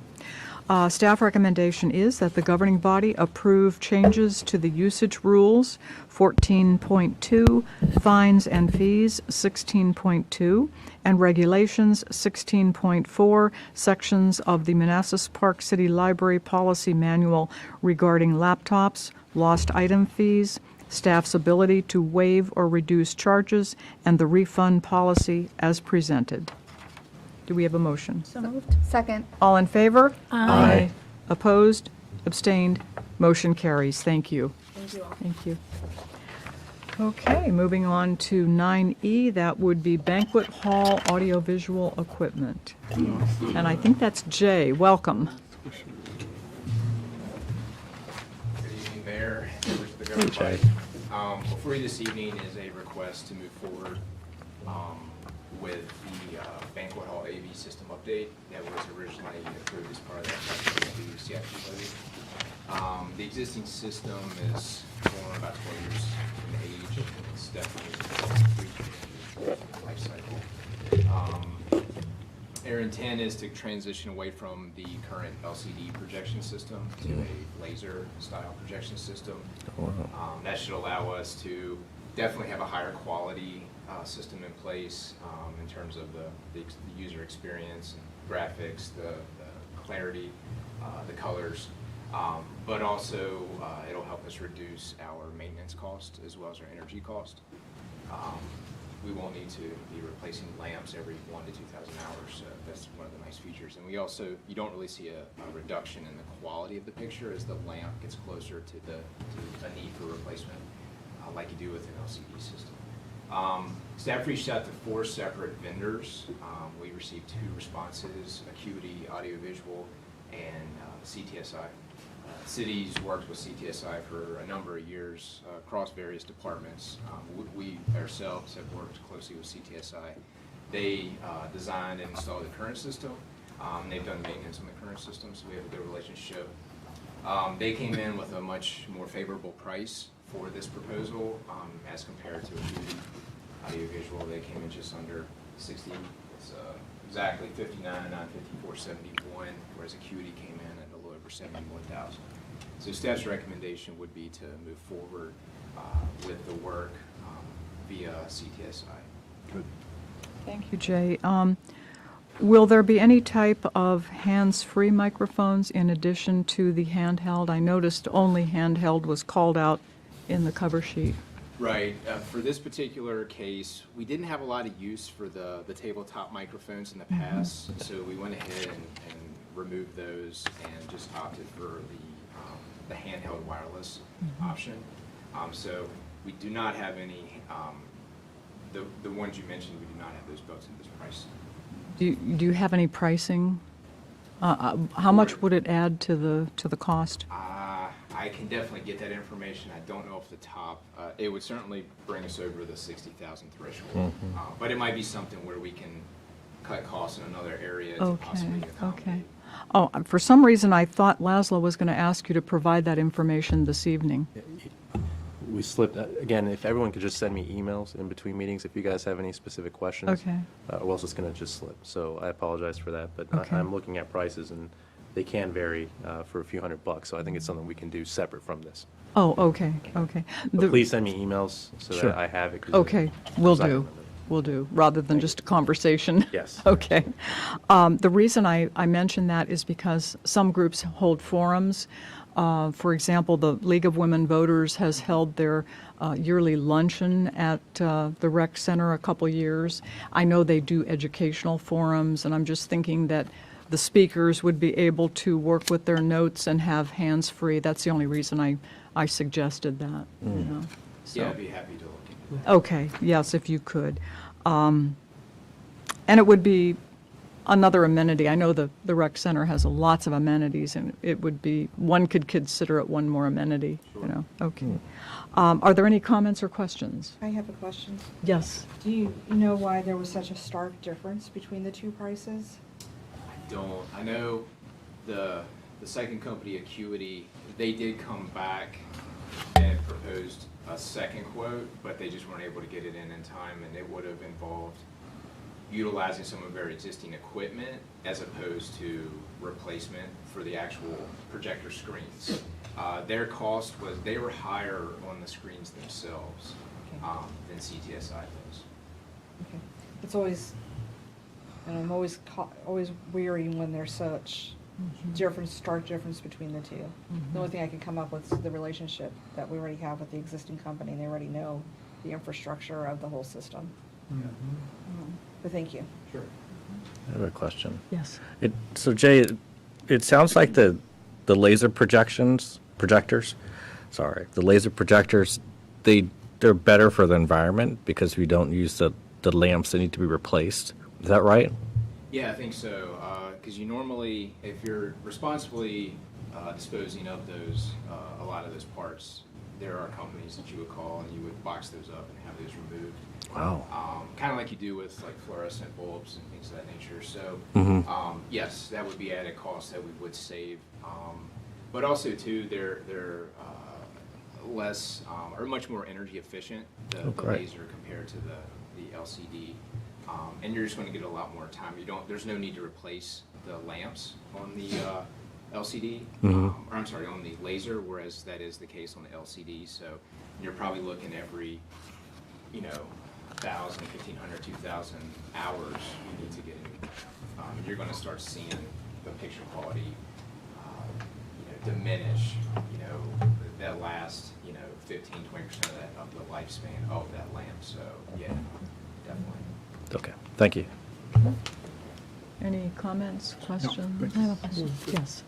How often are you renting out, or how often is the room required to have this equipment be used? It's used fairly frequently. It just depends on the month. Some months we have more party rentals, birthday parties, wedding receptions, family reunions, things of that nature. And whereas other months we have more like business-related meetings. But even on the parties, a lot of times, the birthday parties or the wedding receptions, they generally- Slideshows. Yeah, Yeah. absolutely. They will use the projector, and a lot of times they'll have someone on a loop and it'll run throughout the event. Okay. So I would say the majority of air rentals do use the projector at least in some capacity during that rental. And that's only available when you rent the whole space, not versus when you cut it in half, right? You can pay a little extra if you cut it in half, but correct, if you rent the whole space, it is included. Okay, but it's not when it's in half. Okay, thank you. Follow up? That's it. Okay, thanks. Okay, staff recommendation is that the governing body approve and authorize the city manager to sign the necessary contractual documents for the banquet hall AV equipment update for an amount not to exceed $59,954.71 pursuant to the proposal pricing received from CTSI as presented and subject to final review by city attorney. So moved. Second. All in favor? Aye. Opposed? Abstained? Motion carries. Thank you. Cool. Okay. Purchase of road salt, 9F.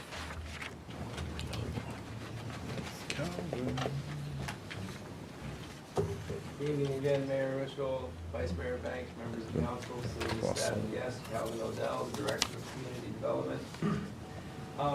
Last year, we were purchasing de-icing salt through Eastern Salt. Montgomery County, Maryland actually does a competitive bidding pricing, competitive bid process, and they're a very large county. They typically draw very good prices. And even though we weren't named in their agreement with Eastern Salt, we were able to reach out to Eastern Salt and have them extend the same pricing to us. So we were able to enter into an agreement with Eastern Salt. Unfortunately, last year their price was $74.17 a ton, which was very competitive for the region. Supply chain issues, since they have their salt delivered from overseas, have pulled their price up to $89 a ton. Montgomery County rebid their contract and wound up with Morton Salt. Once again, we weren't named in the agreement, but we reached out to Montgomery County. They put us in contact with Morton Salt, and they are willing to extend their prices to us. Their price currently is $79.38 a ton, so it's much better than the $89 a ton we're entitled to with Eastern Salt. We had, being in this sort of limbo, not knowing where our salt purchase was going to come from, as soon as we found out that we could purchase from Morton Salt, I had asked Laszlo if we could go ahead and purchase some salt. Because the shed was looking kind of slim, and we never know what we're going to get at the end of November, early December. So we had actually already purchased 275 tons of salt that came out to $21,829, but we can still hold more salt. And since we're heading into the winter season, we want to be as stocked up as we can. So we're requesting tonight permission to purchase an additional 165 tons of salt, which only comes out to $13,170.50. But because we had already made the purchase, we wanted to bring this before the body, because we have actually, this would represent well over $30,000 or $30,000 in salt purchase. So we wanted to make sure that we were transparent about this. This is all coming out of the streets repairs and maintenance budget. That's actually a $121,500 line item. In the narrative for this budget, we earmarked $35,000 for de-icing salt. So this is all within the budget and within our vision of the budget. So staff recommendation is that the governing body authorize the city manager to purchase an additional 165 tons of roadway de-icing salt from Morton Salt for $13,170.50. Thank you, Calvin. Questions or comments? Yeah, I got a question. So on average, how much tons of salt do we use? Like, what do we purchase last year? Or, I think last year we probably used 400 to 600 tons. We had a lot of sort of false alarm events and ice events, use more salt than snow events. Typically with snow events, all we can do until the very end of the event is plow.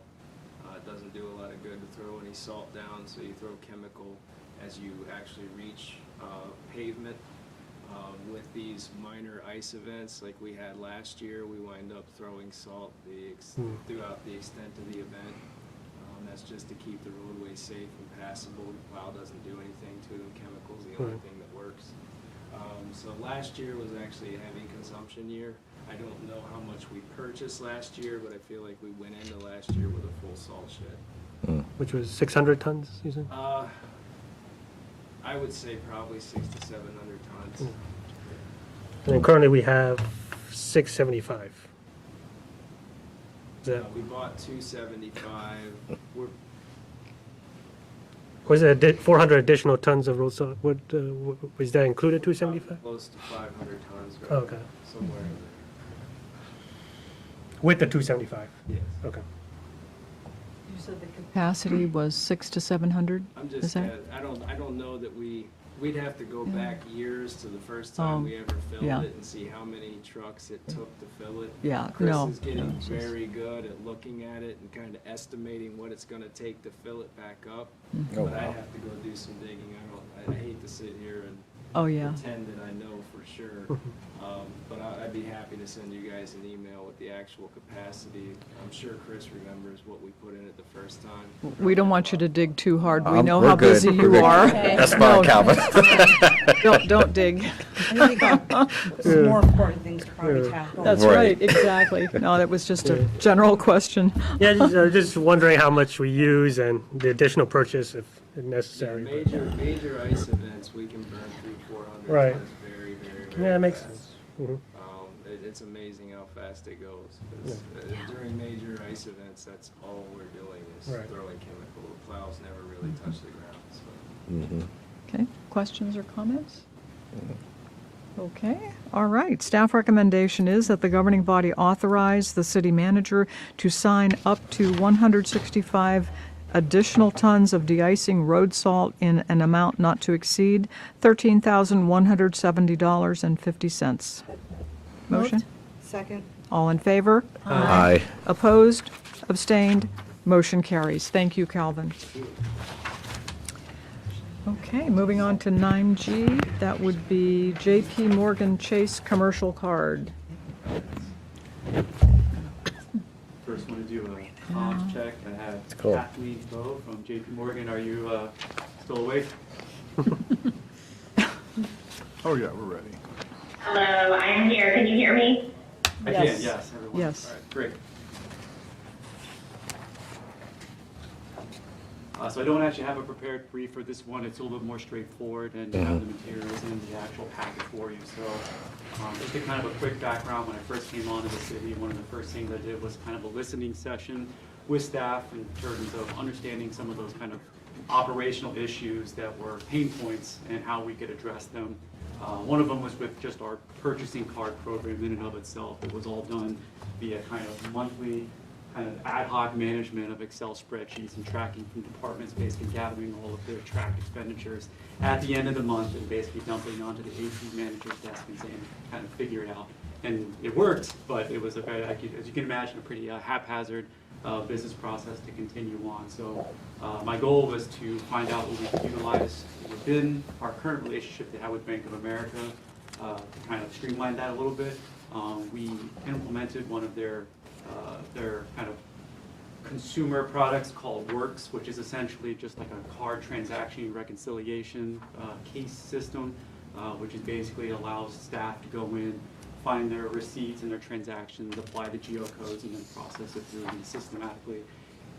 It, no pun intended, it worked, but it kind of didn't really work well, just because there were some constraints with their system. It's not necessarily a very technologically forward system. So my goal was then to go back out and look for what else is out there that the city could leverage in terms of addressing some of these operational issues, because we are a staff of siloed departments who, they don't have their own centralized AP processes. So the goal is to kind of streamline the process as close as possible to the point of sale. So when staff members actually make the purchase, they can then reconcile the purchase, so they don't have to wait 30 days later to figure out, oh, where was I 3 weeks ago when I made this purchase and where's my receipt, and then be able to attach it. And all of this is going to be helping the AP process downstream. So that was one pain point, was just the city was in this Bank of America relationship, and it's all predicated upon a rebate program that's administered by the state.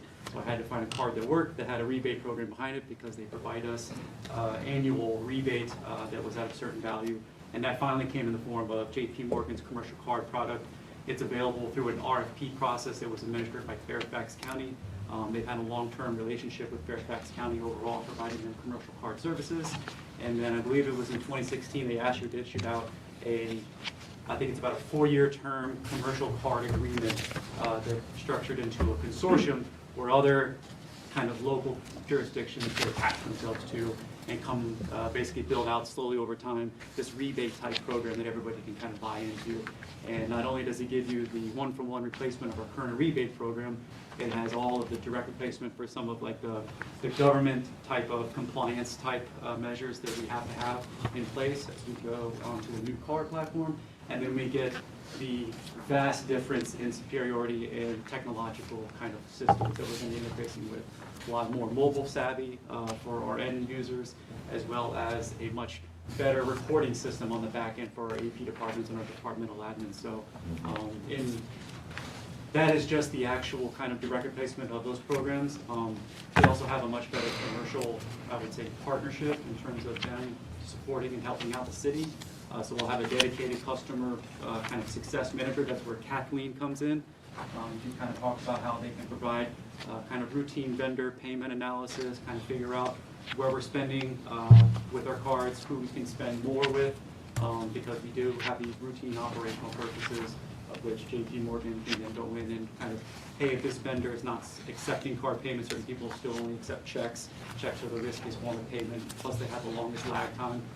So they can work with them, and it's much easier to kind of work with a vendor when you have a very large, powerful bank behind you advocating on your behalf for certain vendors. So this is what they do, and I would consider this as a very strong enterprise agreement for the city to combine itself to. So I'll toss over to Kathleen if she has anything to add, but if not, we'll leave it open for the group. And as you can see, the RFP is what we're doing as a procurement method in terms of writing that to the current RFP, and we'll leave it open for deliberation. Is she going to speak?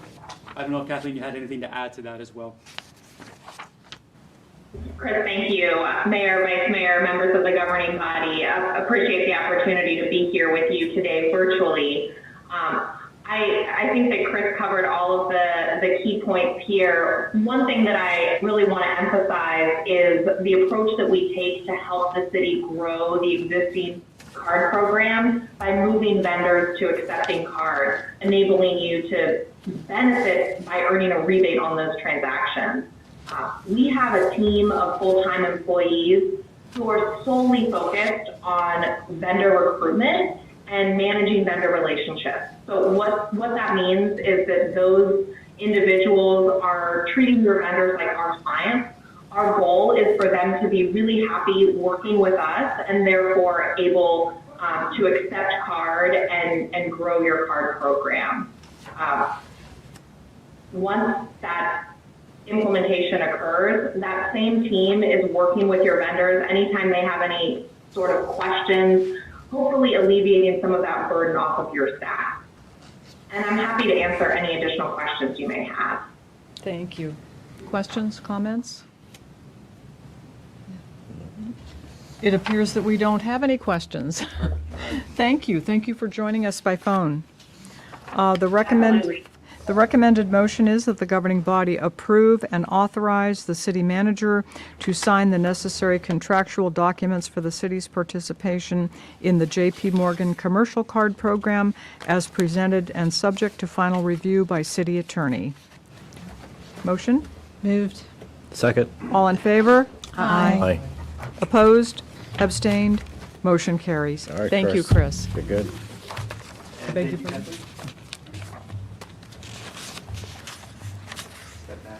Step right back up. So, once again, I'm here to present a completely different initiative that we've been continually working on here over the past,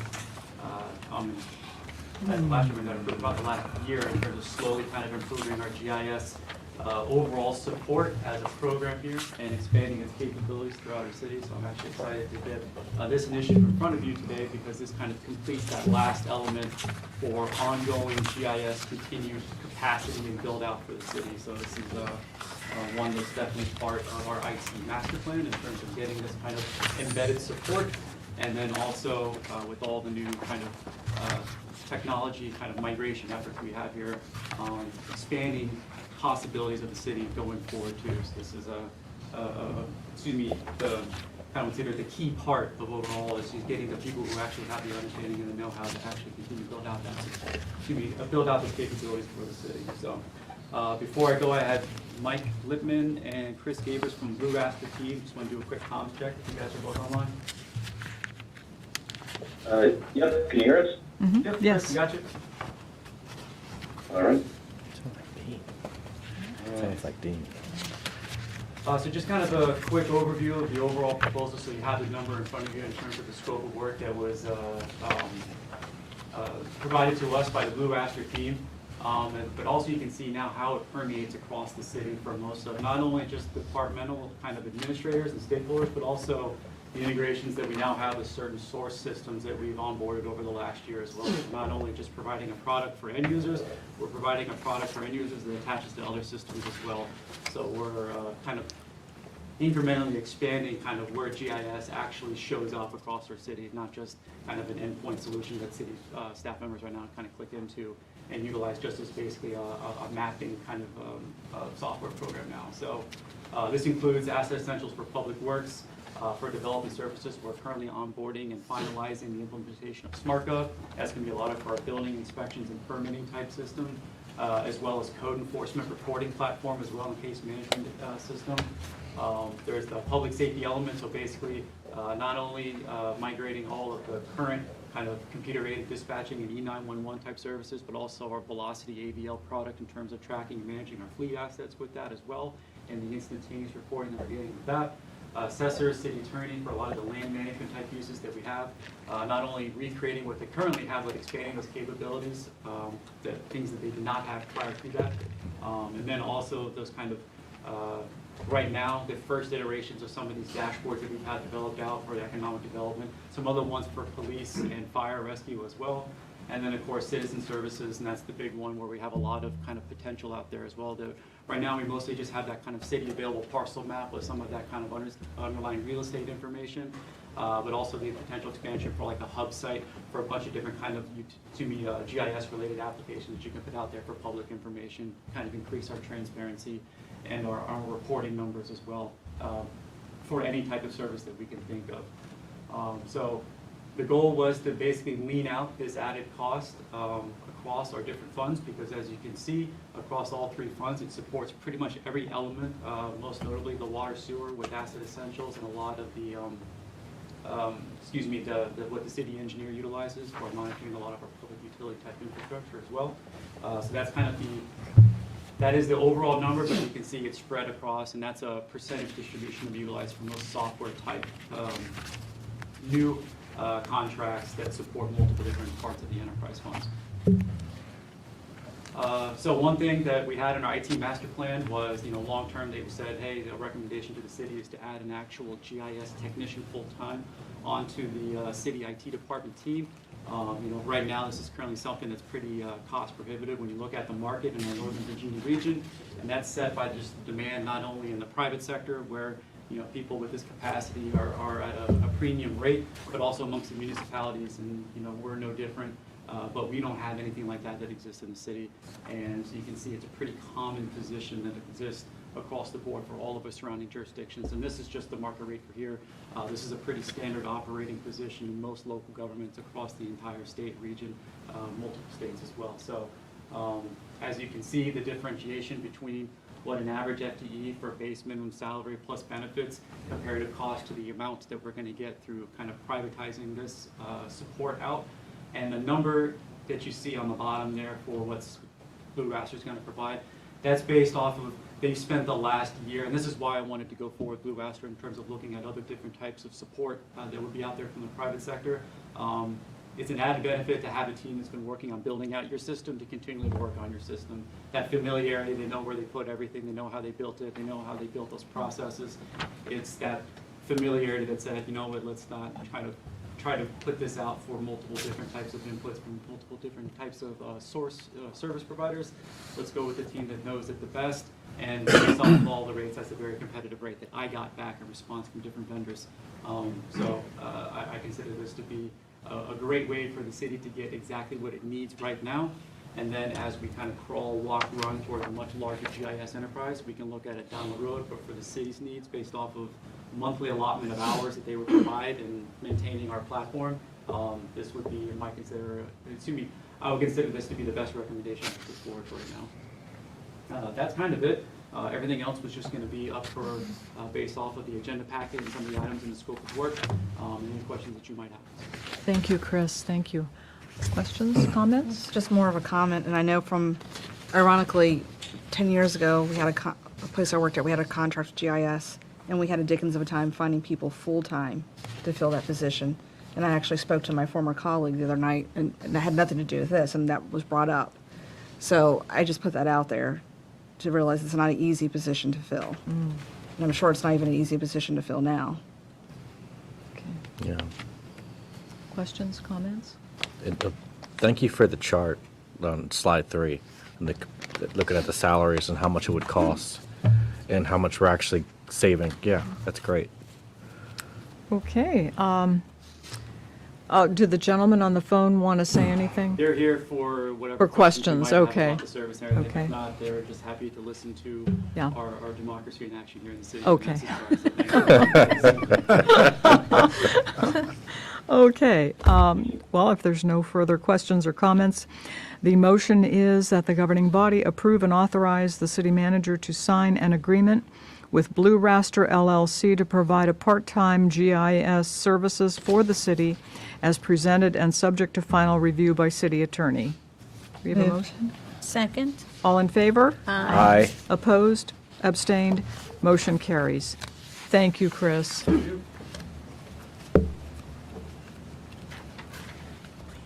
Okay. 9I, bulk of the pack. City Hall furniture, moving expenses, and IT outfitting. Yeah, that's this last from last time.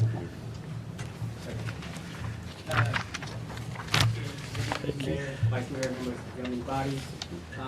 Before you tonight is an agenda item to request the procurement of new City Hall furniture as well as for moving expenses and the IT outfitting of the actual facility itself. Before I kind of revisit some of the key points, some of the key discussion points from last week's presentation, on the phone I do have Mr. Mike Camp.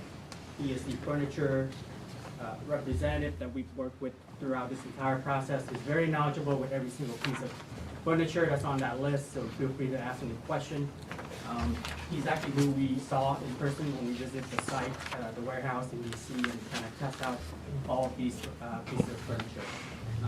So, as you may recall from last week, we're writing a TSA type contract to kind of ensure the best value for the furniture that we are procuring.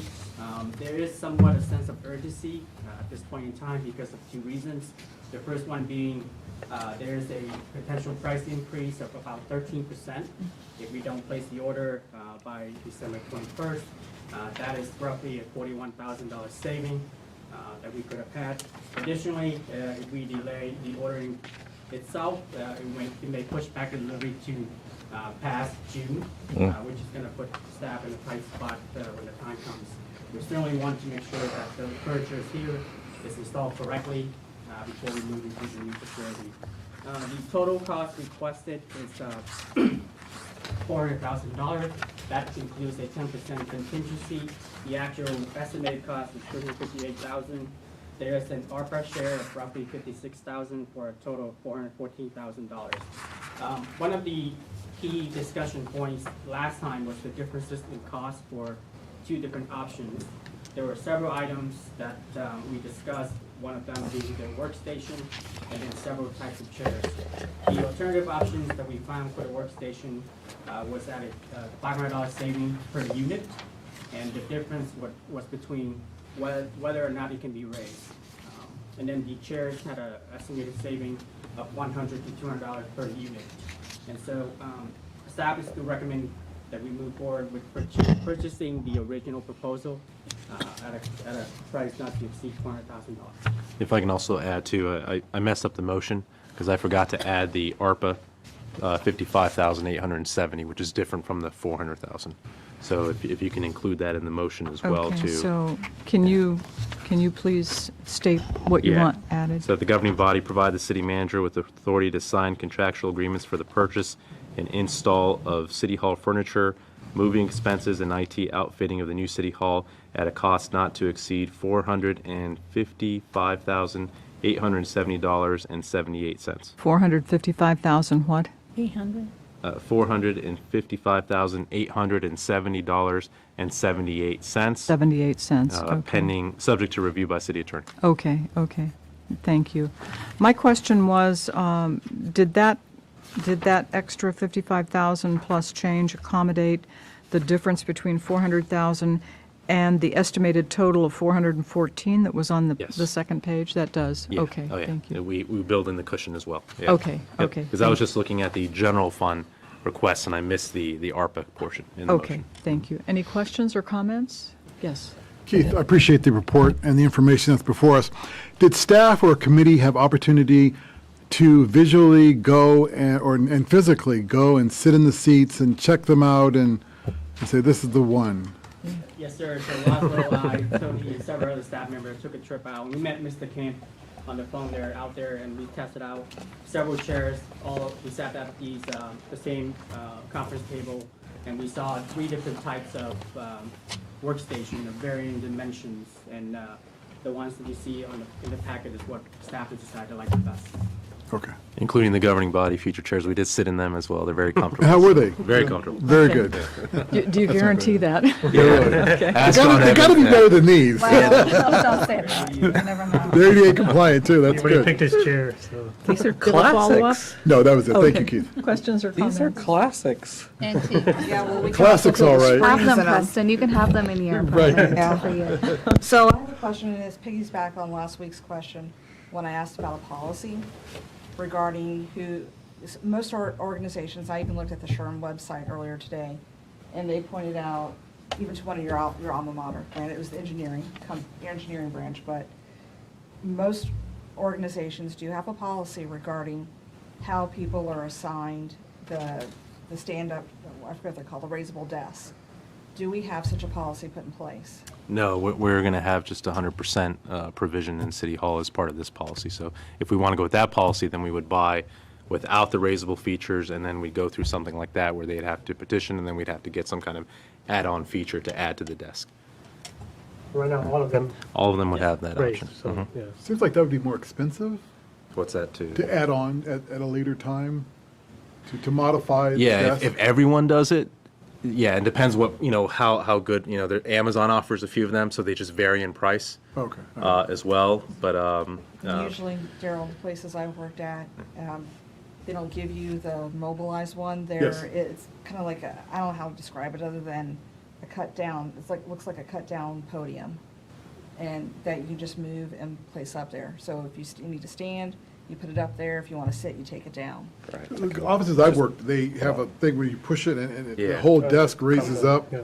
And then I've you seen can that. lower it. I've seen oh, the that. You worked desk. in Like, fancier yeah, places the one than I that. have in Yeah, my. like your one you have in your office. No, believe me, that one's cheaper. So I got that one at Costco for $300. Whereas like the add-on features from Amazon, some of them go for at least $700. So Well, no, the ones I've seen are like I said, they're a cut down podium, and it's for like a couple $100, and you take it, and you put it up there, and you put it down.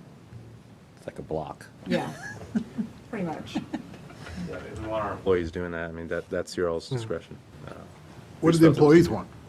What's that? What did the employees want? Yeah, it's going to vary. You're going to have some that like it, and these are today's employees. And then, again, we have to encourage it, and we don't know what employees of 10 years down the road are going to want as well. So we felt for $11,000 it was worth keeping this option and actually encouraging employees to stand up during the day and be more productive. I agree. Just another point of observation. The way that we curated these pieces to kind of fit the design and feel of the building. So when you kind of add on a component later on, it may not mesh very well. So that's just something else to keep in mind. Okay. Comments or questions? I have another comment. Yes, I know ma'am. that over the past week, I have received probably about 2 or 3 comments from residents extremely concerned about spending that much money on the furniture. So I'm just putting that out there. I'm relaying that all to y'all. Because regardless where the money comes from, it's still their money. Whether it comes from proffers or tax dollars, it's still the residents' money.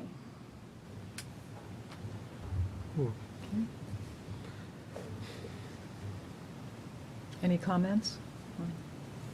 No? Okay.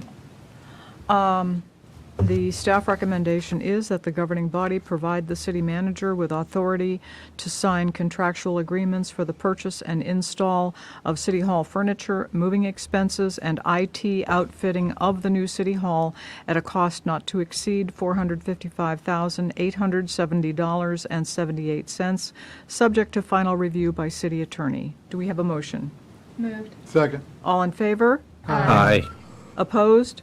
Opposed. Abstained? Motion carries. One in opposition, Lena. Okay. Thank you very much, Keith.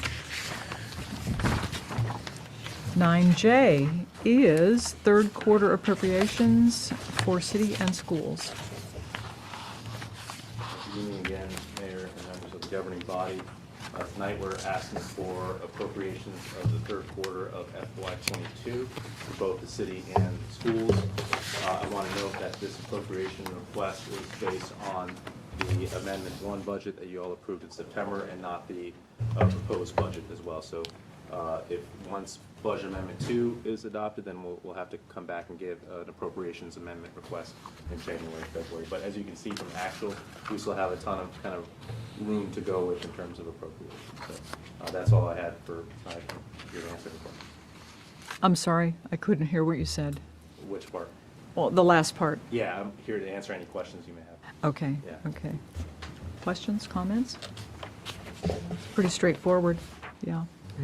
Okay, there will be two motions for this. The first motion is that the governing body appropriate $14,898,093 to the city, including $257,397 for Bull Run ASAP for the third quarter of the fiscal year 2022. Do we have a motion? So moved. Second. All in favor? Aye. Opposed? Abstained? Motion carries. The second motion is that the governing body appropriate $13,855,761 to city schools for the third quarter of fiscal year 2022. So moved. Second. All in favor? Aye. Opposed? Abstained? Motion carries. Thank you. And then, moving on to FY22 Budget Amendment Number 2, continuing presentation. Good evening. Tonight, I want to do a few things based off the conversations from last week. I'll provide more data to help you all in your decision-making process for the amendment, the second amendment. I first want to start with the closing update for FY21 now that we have the audit complete. As of last week, we didn't have that, so now I want to go through that and go over kind of the key table of the audit that I look at every single year to kind of track the health of the city general fund compared to where we were in FY16, which is not completed that audit until 2018. So we got a real picture of what our financial position was in 2018, and we've made adjustments ever since then to rebound from that financial position. So I'll start with that. I'll then go into just a reminder of kind of the City Hall and public infrastructure budget, and I'll add the furniture component as well, so you kind of get the holistic view of everything now being spent as part of the City Hall and public infrastructure components. And then lastly, I'll go over the ARPA budget, give you an overview of kind of what existed prior, or the plan was prior to this latest amendment proposal that I'm making, show you what the actuals are to date for spending, and then give you the updated numbers with all the budget amendment requests that we're making as part of the FY22 Budget Amendment 2 request. So starting with FY 2001, so with the general fund, again, very strong position. This number up here, the $7.1 million in FY21, that column, you can see that's about $400,000 more than what I showed you last week, and that's because of the surplus in the capital projects fund that wasn't reflected in last week. So even better news. Earlier today, you saw the general fund operating surplus of $2.6 million. You got to add an additional $400,000 in the capital budget, which also was at surplus as well. And then technically, the general fund balance is technically $3.8 million higher than that number, but I want to keep that number for kind of our true position, because I'll explain in the next slide why I think that $7.1 million is our real position compared to that $10.9 million that you'll see on the next slide. For water and sewer, we budgeted for a deficit of about $2.1 million, and we had an actual deficit of $531,000, so much less of a deficit than planned. Again, remember, we're planning for water and sewer deficits because we have a very large fund balance there that we want to spend down for capital projects, but we're still staying fiscally tight in terms of all of our budgeting to make sure we're spending only what we need for that fund. So you can see we had an actual deficit of $531,000, but over here in the table it shows $573,000. That's going to be a common theme you're going to see with the enterprise funds. Our CFO and the auditors had to do a lot of work this year of wiping out older receivables that they feel will no longer be able to collect. So even though you'll see like in the solid waste fund, we actually had a surplus, but in reality, when you wipe out all those old receivables, we're never going to get that money. It actually, so from a budget standpoint, we had a surplus, but from an accounting standpoint, when you wipe out those receivables, we'll never get that cash that was on our books. So it actually reduced our budget position further and gave us a bigger loss in fund balance. So that's the case here with water and sewer fund, about $40,000 gap there, and old receivables being wiped out that we're just not going to be able to collect. Stormwater fund, you can see we had a surplus of $519,000 when you look at the spreadsheet, the budget spreadsheet, but only $490,000 is actually going to be counted for our fund balance because of, again, wiping out past receivables of what we're just not going to do. And then lastly, the solid waste fund, I just mentioned that we did have a surplus of $107,000 from a budget standpoint, but when you wipe out past receivables, the actual fund balance falls by $63,000 compared to last year. So that was kind of not ideal news, but it had to be done from an accounting perspective. But again, from a budget standpoint, we keep getting to those surpluses to help alleviate the negative position that we had in that solid waste fund. Is there any questions about that? Hey, Laszlo, is there certainly is a reasonable concern we can't collect on those past receivables, but are there any red flags or anything we can do to improve so it doesn't happen again and not collecting those past receivables? I asked Pon to stick around because she was working very closely on kind of Hi, Pon.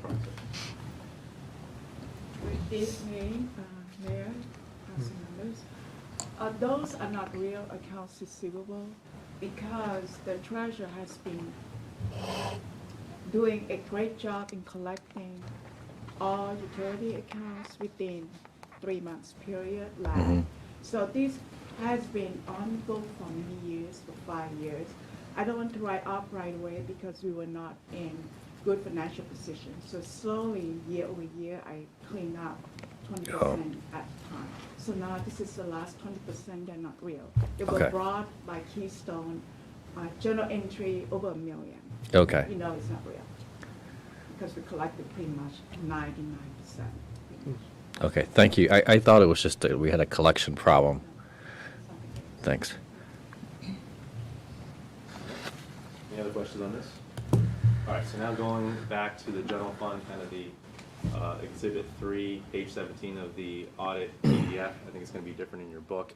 I can look at the book afterwards and kind of let you know what page this is. But this, again, as a reminder, this was our 2016 audited results, which Pon was able to complete back in 2018. We were a few years delayed on that, so we completed 16 and 17 at the same time, and we found out that our actual position was at a negative $1.1 million. The auditors and our creditors, when they calculate our ratio of fund balance, they use this number, but you can see that the true position also includes this negative balance in the capital projects fund, right, which makes it a negative total. So going to the FY 21 audit, you can see that our position from a ratio standpoint that they calculate goes from 982,000 up to 10.9 million, but so does the negative 1.1 million go up to 10.9 million. So it's very strong growth. But the reason why I still think that's more of 7.1 million is because you have to look at this, right? I showed you before this capital projects fund that grew in FY17 about a negative 4 million as well in that audit, and it's been carried ever since. But you can see it completely gets wiped out here. It's zero, but it's not truly wiped out. What they're calculating here, this $28 million, where did that come from? That's the actual project fund, the EDA bond for the downtown city hall and infrastructure. They have to count that as a revenue for the city. So it inflates what our capital projects fund looks like because we're actually going to spend that money down. Does that make sense? Mhm. That's why I think the $7.1 million, in my mind, is a better number. Now, we're going to be much healthier because we're also getting a lot of cash here over the next year because of land and everything else. So do expect this position to still be pretty strong as we complete the FY22 budget, and we've spent down a lot of this capital projects fund for the City Hall and infrastructure. We're starting to get a lot of land and profit revenues that are going to keep our position even stronger. So our true position really is more than that $7.1 million when you factor in all that money that we're about to get for the downtown development. Does that make sense? Mhm. Okay. All right. So overall, thanks to Pon and our entire finance department, we were able to complete our audits on time, and that's always great news. I can't stress enough how difficult it is because of our financial software. It has a history of the city every year to complete an audit. So every time we complete it, we should be happy and thankful that we're not going through what we were going through a few years ago. But it's a very painful process still, and hopefully the new ERP will simplify the audit process a little bit more for the finance department. When looking at the ratios, the second bullet there, the fund balance ratio that as our creditors define it, we're now at roughly 22.9% or 23%, which is great. That's up from 18.2% last year. And you get that by dividing that 10.9 million in the previous slide, this here as the numerator, divided by our general fund revenues of $48 million. And that's how you get that. That's how they calculate that ratio. So we're 7% or almost 8 percentage points above the 15% minimum threshold that we're required to keep. When you're looking at our true fund balance position, when you don't include that EDA bond for the City Hall and the public infrastructure, we're now just under 15% from the true position, which is great news. That's compared to negative 2.8% that we were back in FY16. So pretty big jump there over the last few years. So all great accomplishments from where we were just 5 years ago, and our true position now is very likely a year away. So when we complete the FY22 audit, even our true position should likely be higher than that 15% minimum ratio. So we're in great position. And that's why I mentioned earlier that our fund balance can absorb that $100,000 if we want to use that instead of PRTC. So I'll now escape from here and open up the budget file that I posted on the website. This is the FY21 specific budget closeout spreadsheet. This looks like our standard spreadsheet with a little bit of variation. So you can see we have what was budgeted here in FY21, the final budget, and then the actuals. And you can see kind of where we went, where we collected more revenues or less revenues if it's a negative number, right? Or where we came under budget or went over budget. Looks like we went under budget for everything. So you can see kind of the total of how we got the total surplus. And then the same thing for all the different enterprise funds, water and sewer fund, stormwater, and solid waste fund. So that's the first tab, the budget overview. And then we had the same line item budget that we have just like for every other spreadsheet, which shows kind of historical FY20 adopted budgets, FY20 actuals, the final FY21 budget actuals, and then variance numbers. So you can look at it from a line item detail about how did we do, right, with all collections of delinquencies for every single line item. How much more revenue did we collect or less revenue did we collect?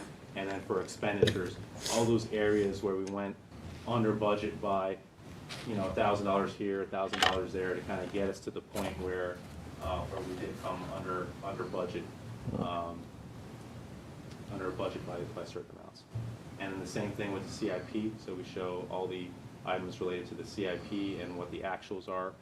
This is that META 502,000 that we thought we were originally going to have to use as an actual, and we didn't, so that got wiped out, and that got made available for FY22. And you can just see the different components here of what we actually spent compared to what was budgeted, and you can see transportation varies pretty dramatically. And then the synopsis of the capital budget as well, comparing actuals to the different budget elements. And then the final kind of not true fund balances, right? Because the whole fund balance is represented in the FY22 budget amendment. Didn't include this here. This just goes over more of the departmental individual fund balance that they have, such as our police department with their asset and forfeiture fund balance as well. So you can see all that data, this is all available on the website and shared with you all last night as well, to look through so our residents get an idea from a line item perspective of everything that we're doing in the city. Any questions on the spreadsheet? Hey, Laszlo, so that's that 7.1, that includes that proffer money. I think it was, what, 1.3 or 2.1 million that we... It doesn't. So there was a lot of complicated transactions that on in the audit, and thank you very much, Dean, for helping them get through that process. There was a lot of land swapping, so Right. taxable kind of valuation of your assets and liabilities. But then remember, we got that $1.3 million from Norton Scott. Right. And we deposited that immediately for the land purchase as well. Right? So Mhm. there's those kinds of transactions as well. So think of anything we're going to be spending for land acquisition for Lot 1A, that's not going to remain with the city. But everything above that we're going to get will remain with the city. Okay, thank you. All right, so moving on to City Hall and public infrastructure reminder.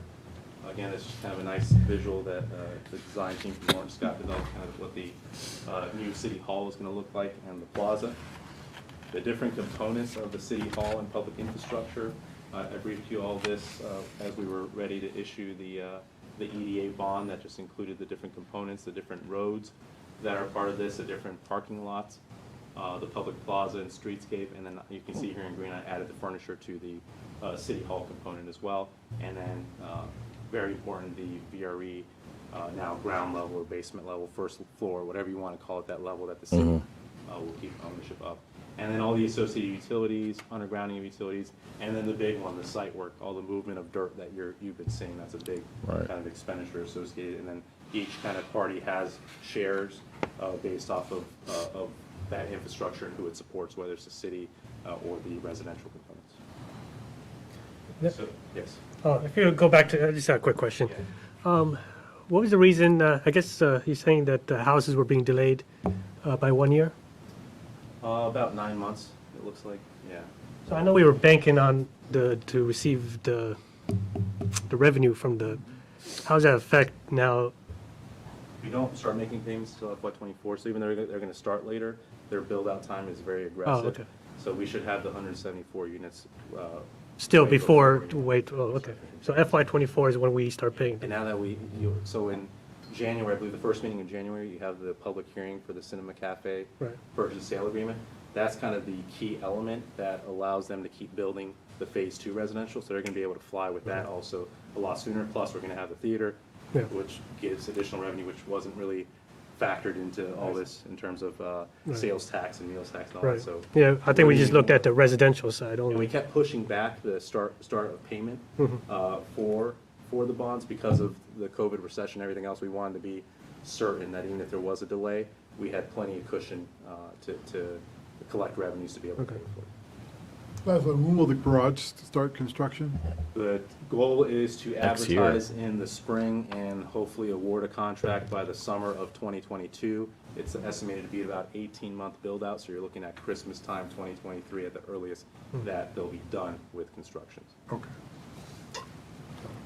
And that's about the same time that we would get the movie theater as well. Mm-hmm. All right, so from a City Hall and public infrastructure updated budget to include the furniture, so you can see the City Hall building itself, the construction of the building, all the tenant improvements, what that amount is, and then added the furniture, moving, and IT costs for both the city and schools into this budget as well, and then all the public infrastructure components, you can see what that totals out to here. And then the revenues for this, we issued the $27.7 million EDA bond this past March, which pays for the majority of this. And then, as I mentioned in my budget amendment presentation from last week, I'm recommending that we utilize the Phase 1A land revenue, the surplus we have from that, to cover the furniture expenditures. So when you look at these asterisks here, we're taking $525,000, and then we'll still have about $1.5 million net after that in the Phase 1A land revenue. And then more importantly, the planned revenues for all the additional land and profit revenues from Phases 1A and 2, just have an additional $5 million. So still plenty of cash to go around. And then I just wanted to make this point, because I know it was when you all were approving this, when we were doing the bonds, there was a perspective on social media that we should just not do the City Hall, not do the public infrastructure, take that money and just put it into other things. The problem was that nor Scott nor any real legitimate developer at that time was actually going to move forward with the project without that public component. That's why it's a public-private partnership. So the development would have never happened, so the money would have never existed had we not done the public component to pay for it. Again, and that's all being paid for by the development itself. So it's non-existent money if we didn't do the public component, because the development would have never happened. You could say, well, then let's just do another downtown development. With what time? We had to make a decision because of VRE Garage.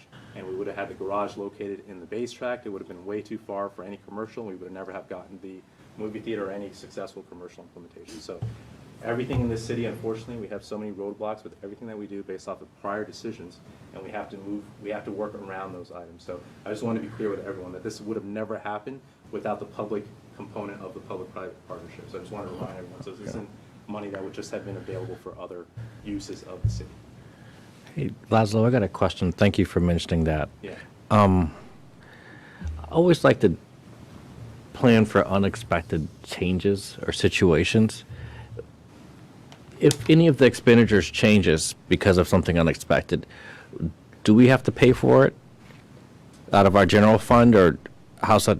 Will it? The furniture is the real variable one, because Norton Scott had locked in almost all their pricing for everything. They already had their deal with Balfour Beatty, which was the biggest component of everything. And plus, we have a contingency built into this budget as well. But Right. that contingency was more for change orders from the city, Right. not necessarily from pricing. But they bought a lot of their goods before all this inflation started happening. Okay. So I'm not too worried about this. I'm more worried about the VRE Garage. Yeah, I mean, that's another thing that's I've got to follow up on is in case of unexpected changes, because that's projected so far in the future. But I was just thinking the same for here. Yeah, no, most of the expenditures should not change because they were already agreed to between Norton Scott and the vendors prior. Mm-hmm.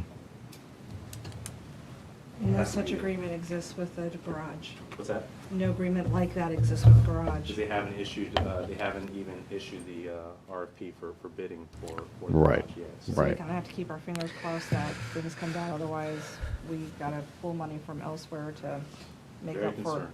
Yeah. Steve, our transportation program manager, and Calvin are already looking to submit applications for additional revenues for the garage project. Just in case. Yes. Good. So we think we're going to need it. Mhm. So I think they already are working on an application for another couple, $2 or $3 million additional. Okay. For the garage.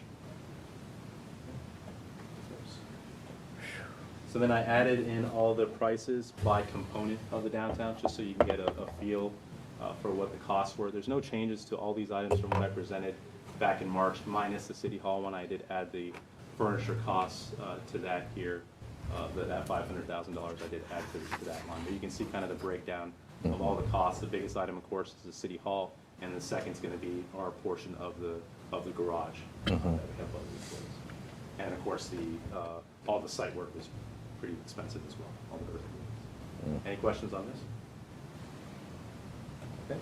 And then to kind of wrap up the full kind of development, updated profit model, and including the new City Hall furniture. You can see kind of the revenues on top. And as a reminder, we're not looking at sales tax, we're not looking at meals tax, we're not looking at B-pool revenues. But again, with the Cinema Cafe deal coming up next month for you all, there's going to be a lot of good sales, meals tax, and B-pool revenue coming from this. But again, this was a very conservative estimate that didn't include that. It just included real estate and personal property revenues from the residential, and then the buildings for the commercial components as well.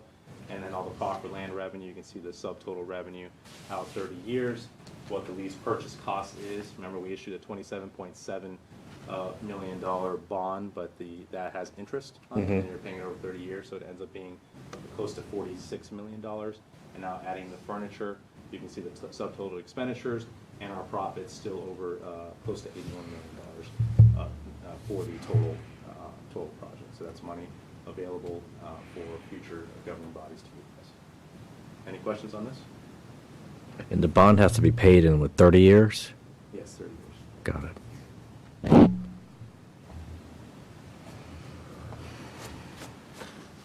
Now going over the ARPA budget, I'm going to give an overview of kind of the existing budget, and then talk about actuals, and then talk about the proposed amendment to the ARPA budget.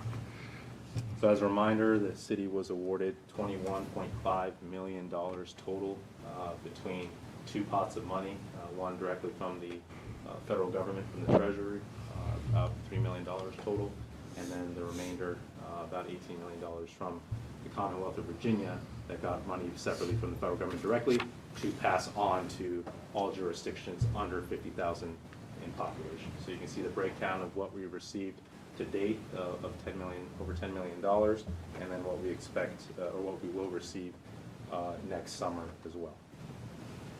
And also add that note down there that we can accrue interest on this revenue and utilize that. Right now, we're not getting a good rate, but we want to look at how we can maximize interest over the next few years on this product. Yes. Oh, it just said we need to track, we are tracking the interest. Oh, okay.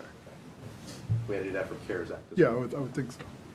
So the legislation broke down the expenditure categories into four. This is from Congress, the four categories that they created. Number one was responding to public health and negative economic impacts. That's the biggest category of what they wanted us to spend the money on. They also emphasized number two there, giving pay raises to workers who've been performing essential work during the pandemic. Number three, they allow us to calculate revenue losses that came because of COVID-19. And then number four, they specifically called out our ability to utilize this money for any water, sewer, stormwater, and broadband infrastructure. And so with the adopted budget that we had back in September, we budgeted roughly $14.5 million in ARPA eligible expenditures in category number one. Again, that's the most broad. That's all your economic development initiatives, all your public health initiatives, most operations of what we're going to do that are not pay raises or infrastructure go into that category. For pay raises, we came up with about $2.1 million, and we derived that number by looking at what total dollar amount we would have in January 1st, 2024, or what the pay would be at the start of fiscal year 2024, and then just moving that up 2 years and using ARPA money to do those raises for those interim 2 years, and then it just feeds into our existing budget after that. And then reduction in revenues that our CFO did, we calculated roughly $2 million just for FY20, but we get to do that calculation every year. We estimated somewhere between 8.8 million additional, so for a total about $11 million that we may be able to calculate for lost revenue. We're not technically spending that money. My recommendation back in the summer, and still remains my recommendation, is that we use that as an audit cushion, because we're already getting audited right now for CARES Act, and it's not a fun process. Sean and David can attest to that, but they're looking at every single receipt, everything, and they're questioning everything. So if we're going to get audited with ARPA as well, we want to have that cushion where even if they don't like our justification, okay, now we're just counting it as revenue loss, which you can just spend on anything. So we want to keep that as a audit cushion so we don't have to return any money to the federal government. And then the water, sewer, and broadband infrastructure, we budgeted roughly $5.1 million. Out of that, we had $3.6 million for water, $1.5 million in stormwater, and public Wi-Fi, $30,000. And here what I have over the next two slides is the total budget by kind of the standard way we do budgeting in the city, looking at the revenue categories and the different expenditure categories. This slide has the total amounts by categories and then kind of a description of what makes up each of those categories. So you can see we have about $21.8 million right now in approved expenditures. This slide shows you the year-by-year breakdown, so you can track kind of how quickly we're spending that money or how we're spreading out that allocation. And then the CIP just breaks down again the total with the description on what we're spending on kind of the capital portion of the total, which is over 50% of the total amount we're spending on capital items. And we provide a description of what those items are here. And then we, again, break that down year to year so you can see how aggressively or not aggressively we're spending that throughout each year. I also provide the overview that aligns these dollars based off of the priorities that you all set this past spring and how many dollars we're investing into those different elements that we identified. And so I said the Congress set up these four categories here that they want us to spend the money on. the federal treasury came back and created these specific expenditure categories by which we report how we're spending the money for. So it didn't necessarily align with how Congress laid it out, but they kind of break down the different components. So you have these expenditure category codes. So every single general ledger line item that you see in the budget that's ARPA related is going to have one of these EC, and it'll have an additional number after the 1.0 would be 1.1, 1.2. That's how we report back to the federal government and the state for everything that we're spending. And you can see the different 7 categories that they came up with and how much we're spending for each component.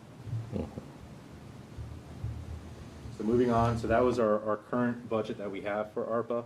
And the actuals to date, we spent about $1.1 million out of the $10.7 million received to date. This represents about 10.5% of the total received to date, and around 5% of the total we will receive, which is the $21.5 million. So we've only really spent 5% of the total amount that we're going to receive. So we've had this money for just under 6 months, which is about 14% of the time that we have to spend to obligate the money, which is 42 months total. Thus, we're about 9 percentage points underspent from that time. So we're not overly aggressively expending this money early. Any questions on this? So now the amendment. So I presented this slide to you all last week, where I showed the requested additions that I wanted to add to the FY22 amendment. The biggest driver, of course, being the culverts. And wanting to move aggressively and quickly on getting those culverts repaired. That's the $2 million, and you can see the other items that I went over last week. So it's about $2.09 million total increase that we requested in the 22 amendment.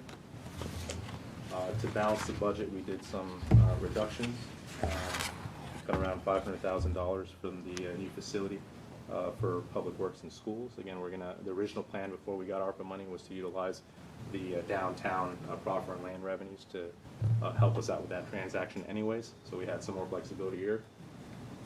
We removed $400,000 from fire station renovations and security system. For the security system, if you remember, you voted on that in, I believe, in October already. So we already have a financing plan that's already funded by the general fund budget. So we don't need to utilize ARPA money for that anymore. Had to cut about $1 million from the skater project. That one hurt. But again, I think culverts are a bigger priority right now than enhancing our operational capabilities. And then $100,000 from facility rentals. This was how much we calculated that we did not collect in rent revenue from the community center because we were using it for vaccinations, but there was no good way to kind of get that money, right? We would have had to have gone back and retroactively charged the MAC clinic. So it was just too complicated to deal with, so we removed that one from the budget as well. It was never really going to be a true expenditure anyways. It was just going to be more of a reduction in the revenue received. And then about savings, about $171,000 total savings in salary and benefits from the ARPA position based off of the actuals and timing for what we have. And you can see there's actual savings in 2022 as well. So from the request from last week that I had there in terms of increase, that's gone down by about $300,000 in terms of net increase in spending of ARPA money. So total reductions are about $2.171 million. So that's about $81,000 savings from the original ARPA budget. So essentially what I'm saying here is you all voted on a budget in September. I'm now coming back with you with an amendment that actually reduces that budget by $81,000. So spends less in ARPA. So now the updated 4-category framework, and I kind of added in what's going down, what's going up, so you can see with all those things I described in the previous slide, that yields about $1.1 million reduction in Category 1, $45,000 increase in Category 2 for the pay, and that was again the Public Works plan that we were talking about all fall. And then no change to Category 3, and then Category 4 went up by about $1 million. This is a typo here. This should be about $2 million more here for stormwater that I missed, but we're spending about $1 million total net more in water, sewer, broadband infrastructure, and we cut about $1 million from the water and sewer. And what is the water and sewer component, the 2.6 million? You said it's now the 1.6? Yeah, so it's mainly going to be the smart meters. Smart meters. Yeah. So it's no pipe replacement on the west side of the city? No. Hmm. All right, so all this slide is showing is the updated from the previous one. You remember in the previous one, the total was about 21.8 million. That's gone down to 21.743 million. And again, we kind of summarize everything that's in this category. And then this is probably the key slide. This breaks it down by year. So if you compare this 6.4 million now in 22 compared to what was in that other slide, that was roughly, I want to say 4.6 million. So we're proposing to spend about $1.8 million more in 22 than we previously planned for, and that about $800,000 less in 23 and about $1 million less in FY24. So we're up-fronting a lot of the spending. You could theoretically push back the culverts another year or two if you're concerned about it, but that's how you would kind of push back spending to kind of match the prior plan. And then we do the same thing for capital. Capital only went up by under $100,000 based off all the increases minus all the reductions. And then this lays it out by fiscal year, so you can again compare how aggressive we are, and the culverts again are the big driver of the more aggressive FY22 posture. Here again showing your priorities and kind of what changed from the original budget. You can see all the areas that went down. Those are color-coded in red, and then the areas that went up are color-coded in green. And again, infrastructure is going to be the biggest one that we increase because of the culvert. We're increasing culverts by $2 million, but we're getting rid of SCADA $1 million. So that's why it's a $1 million increase. You said getting rid of SCADA? SCADA. Okay. Oswald, quick question. Yes. Do you think there are, I mean, I know we don't know much about the transportation bill, 'cause it's still pretty nebulous, but do you think there is a possibility that we could have this, pay for the SCADA with that, the funds coming from that? I would hope so, yeah, because they do have the water portion, so I'm hoping we can get funding for piping, for SCADA, and for other things we want to do with that money as well. And then this is by the expenditure categories that the Treasury Department established, and you can see kind of how the money shifts around, and again, the biggest increase is going to be in infrastructure for that one. We do have a spreadsheet, so if you guys want to take a look at it from an Excel standpoint to see every single line item and what's happened there. We have the ARPA budget. And this looks like our standard budget, but it's a multi-year budget overview showing every single item here, and then breaking it down by line item. All of our revenues are actuals.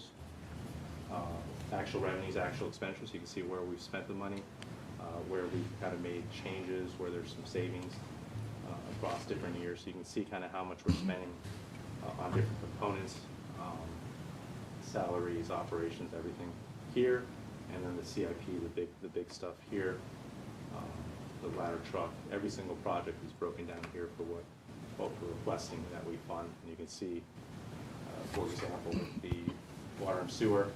Here's yellow here, we zeroed out the SCADA, so you compare that to the old budget, that money doesn't exist anymore. And then we break it down by your priorities and how we're spending by line item for your priorities each year, and then the total for expenditure categories to make it easier for Pon and David to report back to the federal government and the state.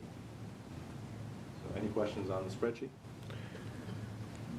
I have the question on the other slide. For the pay raises, the one that you were requesting, the 45 additional? Yes. So the pay raise included the Public Works Department as well, right? Yeah. So you don't think the state will ask why we're just spending or adding an additional 45,000 for that department? Like double, basically giving them a double raise? It's not a double raise. It's just starting the raise 6 months sooner. So the 2 million before did not include the the Public Works Department? It's just, it all started in FY23. We're proposing to start Public Works mid-year FY22. So it just starts soon.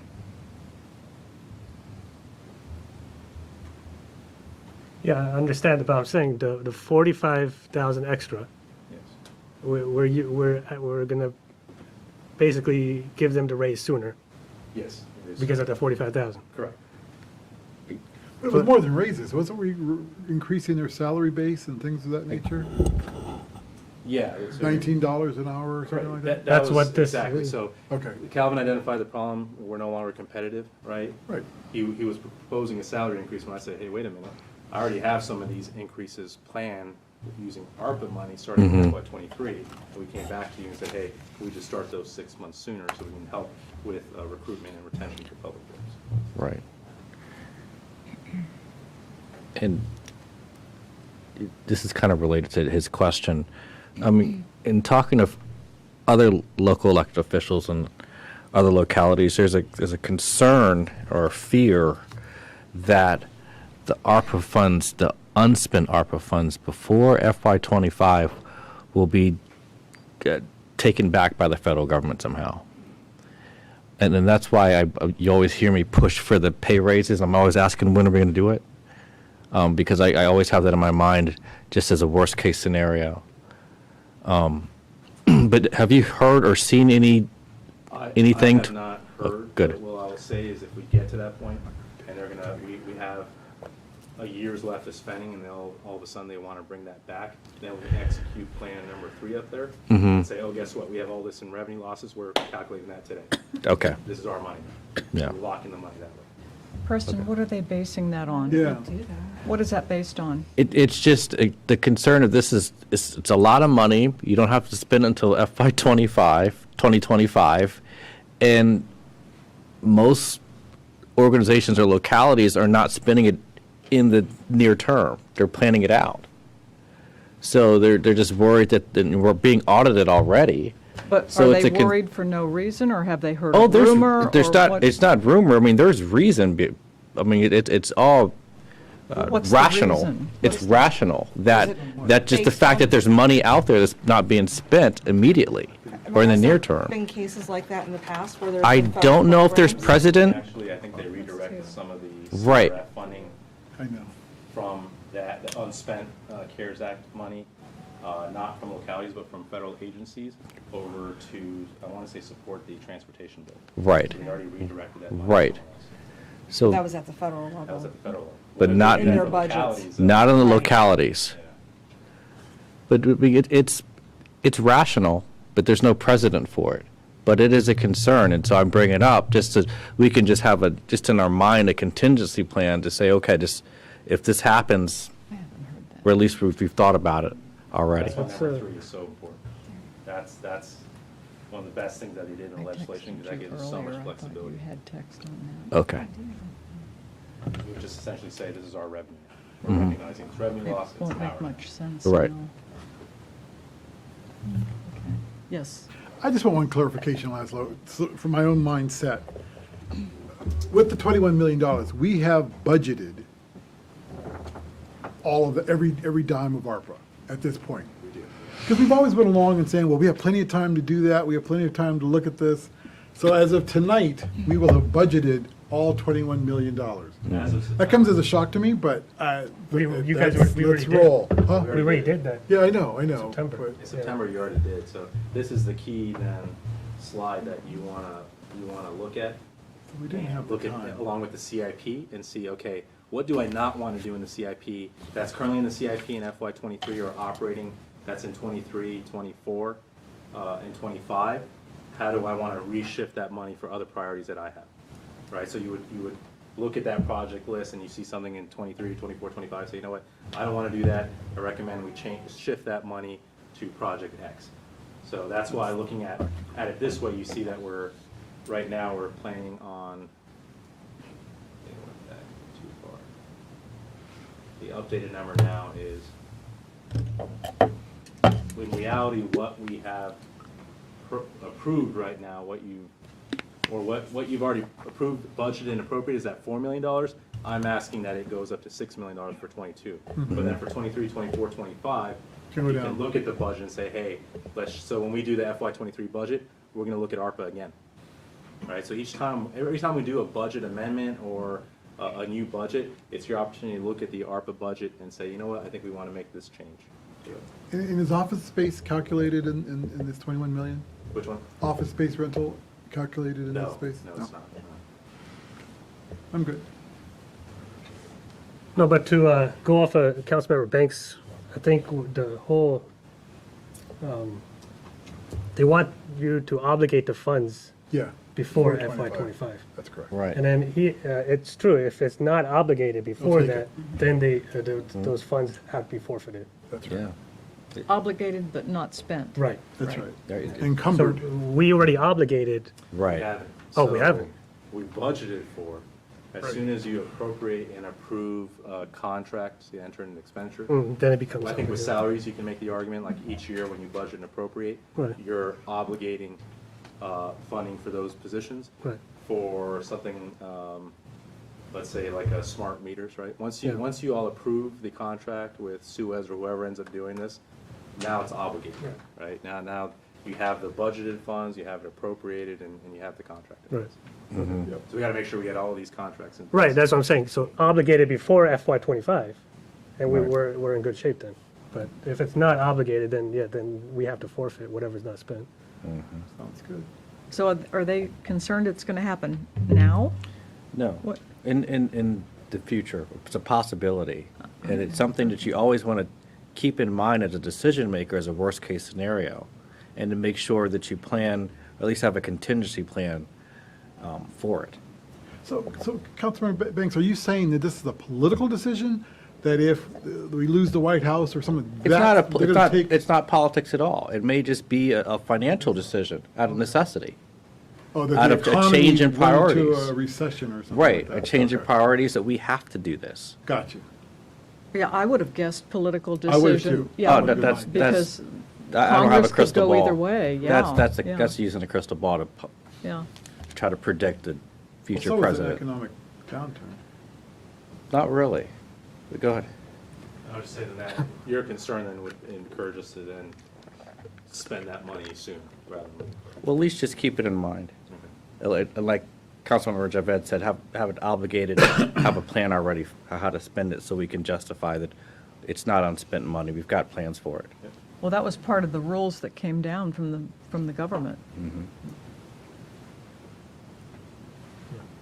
So this exercise that I did here on these two slides, ARPA additions, ARPA reductions, every time we do a budget or every time you want to have a conversation, develop your own. Again, and we can have that conversation about what you think you'd want to get rid of the budget, what you think you'd want to have.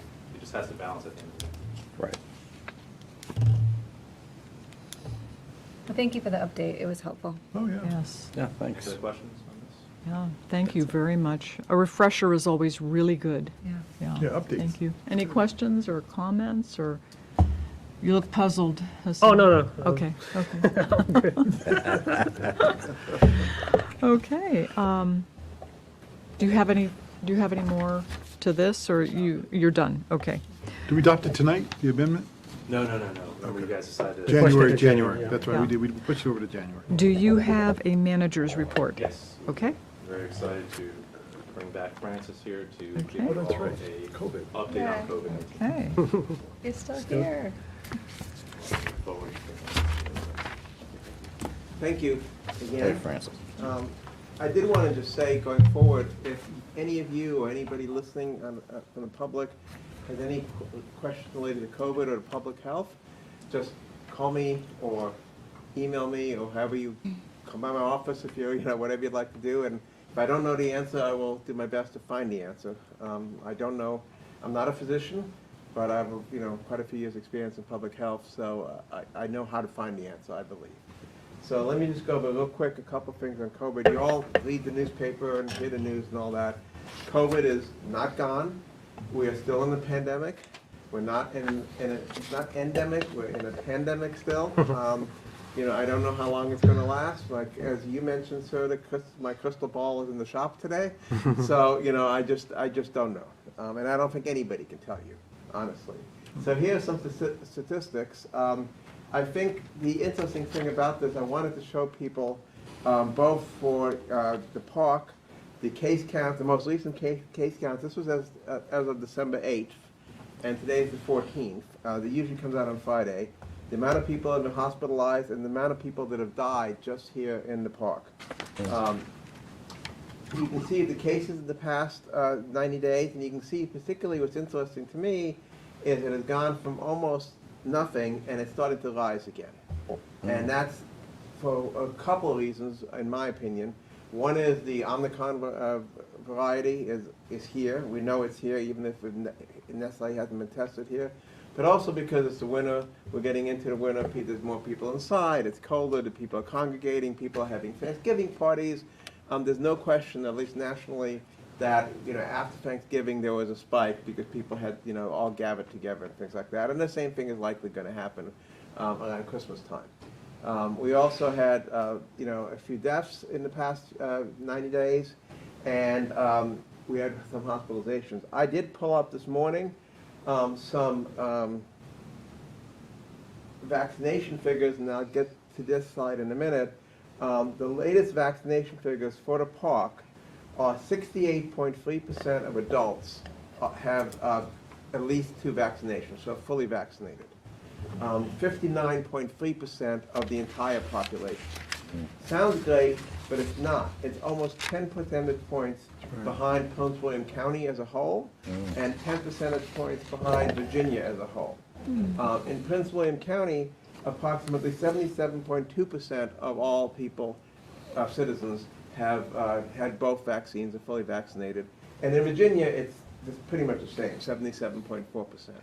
So we're looking at 68.3 versus 77.4. That's 9%. So what was the statistic for Manassas Park? For Manassas Park, 68.3%, this is as of 5 p.m. yesterday, 68.3% of the citizens of Manassas Park are fully vaccinated. An additional 12, of that, 12.1% have gotten boosters. So, we're still 9% behind both Prince William and Virginia as a Commonwealth as a whole. And one of my goals is to try to get that number up. I think, as a public health person, I do believe we need to do the best we can to both increase testing so that we get the correct numbers, but also to increase vaccination. The other numbers I pulled up this morning, knowing that I was going to come here, is the number of hospitalizations. As of, let's see, today is the 14th, so as of today, statewide, I can only pull them up, this number up statewide. There's 1,279 people hospitalized with COVID in the state. 2 weeks ago, on 2.5 weeks ago, on November 27th, there were only 867 people. That's a 50% increase in 2 weeks, 2.5 weeks. That is significant, at least in my mind. So, it's not over. We need to do whatever we can to try to keep those numbers down and to keep people aware that this is still an issue. And this particular slide really shows the average daily cases. If you look at I don't know how well you can see it, but if you look at the average daily death rates and the average daily cases, you'll see there's a huge difference between the amount of deaths and cases between people that are vaccinated and who are unvaccinated. It's 5 times as high for cases, and it's 13 times as high for deaths. These are numbers from the CDC. These are nationwide numbers. And these numbers are updated monthly by the CDC. So that's the latest. It's a couple weeks old now, but that's the latest statistics. And that is a huge difference, which is why I think it's so important that we do everything we can in the park to get people vaccinated. Shouldn't we be approaching herd immunity by now? So there's a whole... It's almost again, 70%. Let me first of all say that I'm not a physician, but from what I read, there's a whole debate. Nobody really knows what herd immunity is for COVID, and not everybody knows if there even is a herd immunity for COVID. So you can't... You wanted to mention something, sir? It's natural selection, isn't it? I mean... But it is, to some degree, right. That's part of it. Yeah. I mean, we don't know if we'll ever reach herd immunity. We don't know what that number is. I mean, I remember back when COVID started, almost 2 years ago now, I was saying, oh, we'll reach herd immunity when 70% of the people are vaccinated. Well, nationwide, we're better than 70%, and we haven't reached herd immunity yet. And people are still dying from it. In fact, as of today, more than 800,000 Americans have died of COVID, which is not an insignificant number. We passed the 800,000 mark today. So I think that's, you know, we need to really push for that. I don't know what that number is. I don't know if it's 80%, 90%, or, you know, or there is no herd immunity. And, you know, the virus keeps mutating, and it keeps changing. We obviously have Omicron now. In my opinion, and this is just my opinion as a public health officer, we don't know what Omicron is yet as far as how deadly it is or how bad it is. Preliminary results, and I will say it's only preliminary, indicate that it's not as deadly as Omega, but it's much more transmissible. So much more people get sick, which is why the hospitalization rates are going up substantially. And again, if you look at national statistics, there are now hospitals that are overwhelmed again. Some states have, again, activated the National Guard, the medical component of the National Guard, to go in and provide nursing and physician services because the hospitals simply can't handle it. They don't have the staff. I know, just as a aside, I talked to a friend of mine at, I know of a Loudon Hospital on last Thursday, who told me that the weekend before, their ER visits doubled. And it was almost all COVID. And that doesn't mean they're going to be hospitalized, but that means people are sick and coming to the ER. And that overwhelms the ER, and that causes all sorts of other problems. I did bring up the statistic just so you can see the statewide versus the city of Manassas Park. I've updated the numbers I gave you just a little bit earlier are newer than that. I think the graph on the right really can show you the difference between what we've done in Manassas Park versus what the state has done, and we are behind. I have a question. Yes, ma'am. Is there any inkling why people are not keen to getting the vaccination? I don't know, and I don't know if I would necessarily say, at least here, that they're not keen. I think Laszlo and I and Keith and others have talked about, you know, how can we get more vaccination out there? And there's a couple different ways to do that in my mind. One is to go to the, and I apologize, I don't live in Manassas Park. I don't know the area that well yet. I'm trying to learn it as quickly as I can. But I know there's a 55 and over community just down the street. And one of my thoughts was setting up a vaccination maybe on a Saturday morning from 9 to noon there, targeting that population. I do know where I came from, one of the big issues, particularly with the Hispanic or the non-English speaking population, was getting word out in the languages that they speak. So it doesn't do me any good as a, you know, as a white English speaker to get up in front of a group and tell them to get vaccinated. They need people that they trust. They need people that speak their own language. And that's what I would like to focus on. Whether that's how you do public messaging, or whether in Hispanic language newspapers or flyers or anything like that. I think that's what you have to do to get that. And then you set up, one of my colleagues here said to me today that they were talking of a restaurant that is in, and I don't know the name of the strip, but it's right in the corner of 28 where all the gas stations are. There's a strip mall in there, that they were talking with the restaurants there about the possibility, they suggested that they would like to have either testing or vaccination center there that they can host for a few hours. And I said, I didn't even think about that. I think that's a great idea. You know, and I think it's important to reach out to these communities, and I think it's all about messaging. We do have the testing center now here from Curative in front, which has worked very well, and we've seen they're very happy, Curative is very happy with the amount of people that are coming there, and they've seen a steady increase in the amount of testing that's going on there. But I'd like to see something like that for vaccinations, whether we do something at the community center. I've been told that on Sundays, there's a lot of church services at the community center, that, you know, 500 or so people come there. Well, let's set up a vaccine site there, you know, for one Sunday in the morning or afternoon. I've actually done that in Loudon, where I came from, where we actually went to a church, and we provide, this is not COVID, this is flu. This is years ago, but we actually provided flu vaccines. So you went to your church service, you came out, you got your flu vaccine. And then the next service started, and we were there. And it worked very well. So we could do something like that. But I do think it's all about messaging. So that's the statistics. So planning, I actually met with the schools, and they have done vaccinations, but they're very receptive to doing, working with us to do more vaccination drive, not only for school students, but for their families, their parents, their brothers, their sisters. Now that we can do it for 5 and up, and you can actually do boosters for 16 and up as of Friday. So that is certainly something I'd like to pursue. Park Place we talked about, community center and shopping areas we talked about. My personal long-term goal is to increase the population to fully vaccinated and including boosters. There's talk now, depending on where you are, the definition of fully vaccinated might change at some point to include boosters. I know in Europe that's likely going to happen fairly soon. England is likely to be maybe the first one to do that. Whether the CDC does it or not, I don't know, but it would not surprise me at all.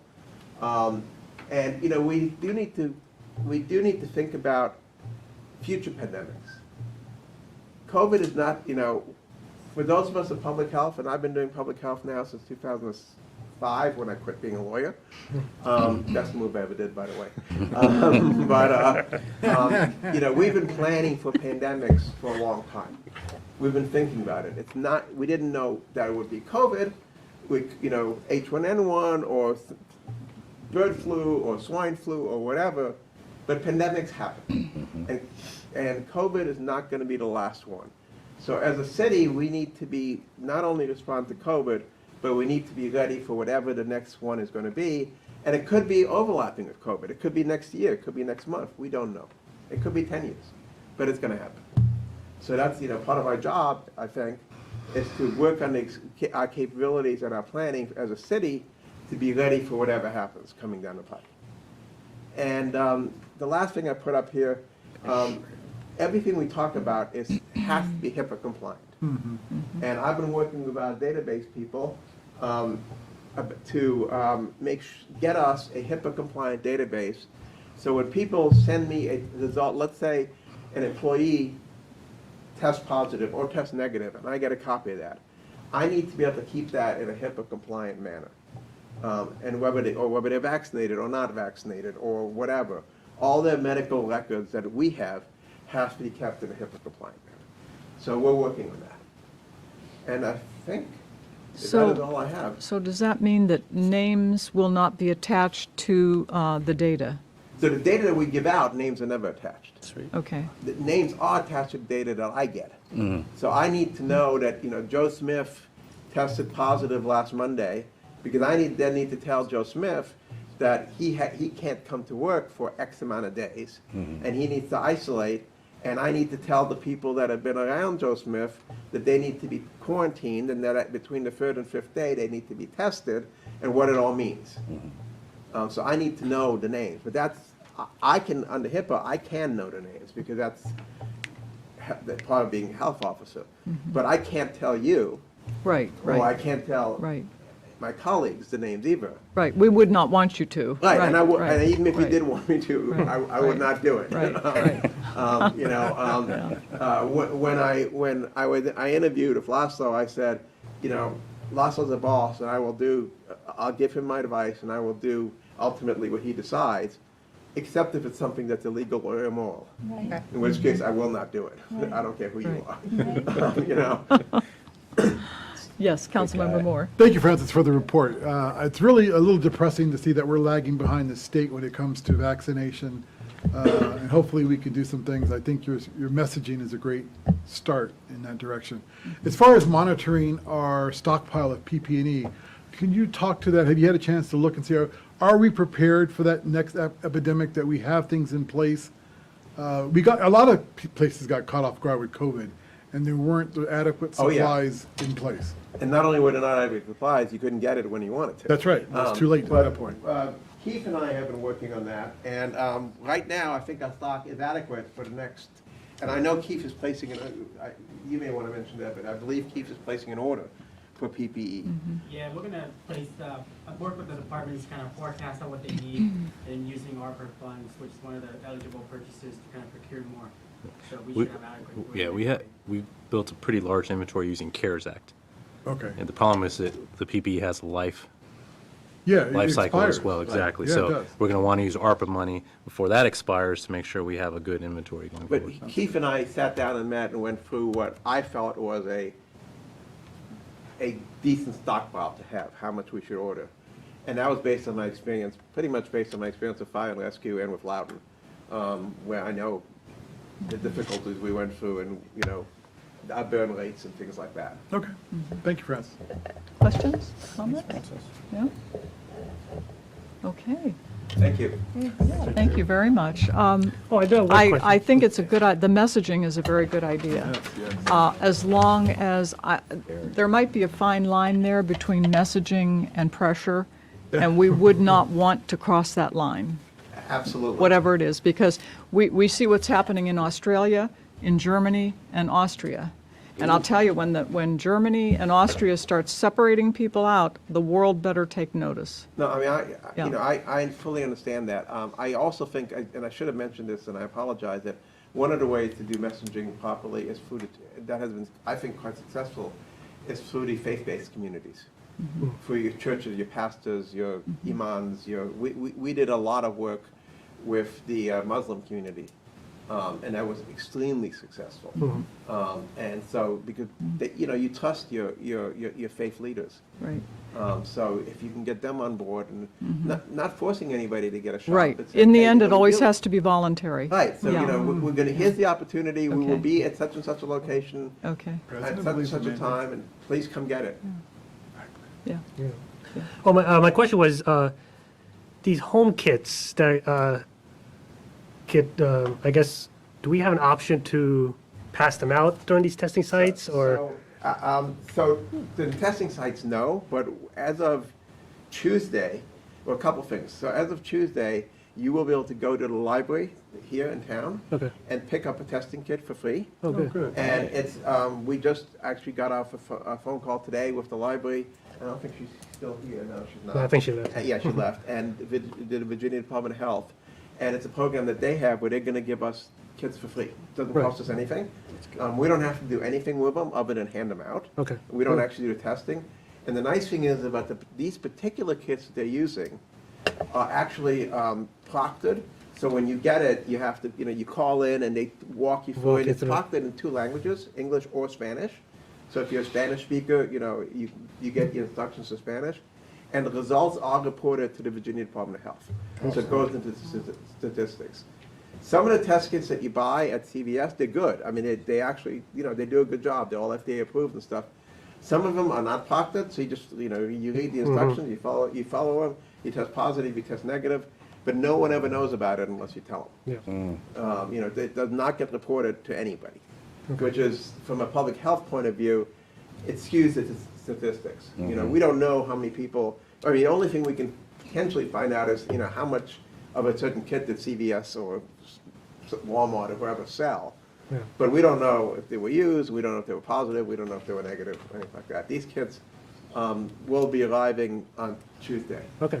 Oh, great. So it's a week from today. So, I mean, 2 things then. Can we have one distribution center at the community center and one at the library? Kind of So service this both? particular program is Yeah. only for the libraries. Okay. This is it's just the way Virginia Department, and it's not just for. But we do a pop-up library sometimes Yeah, and at the community center, so maybe we could. limited staffing, so we're, Oh. because someone has to staff it, we're going to do curbside Yeah. to keep employees safe. Okay.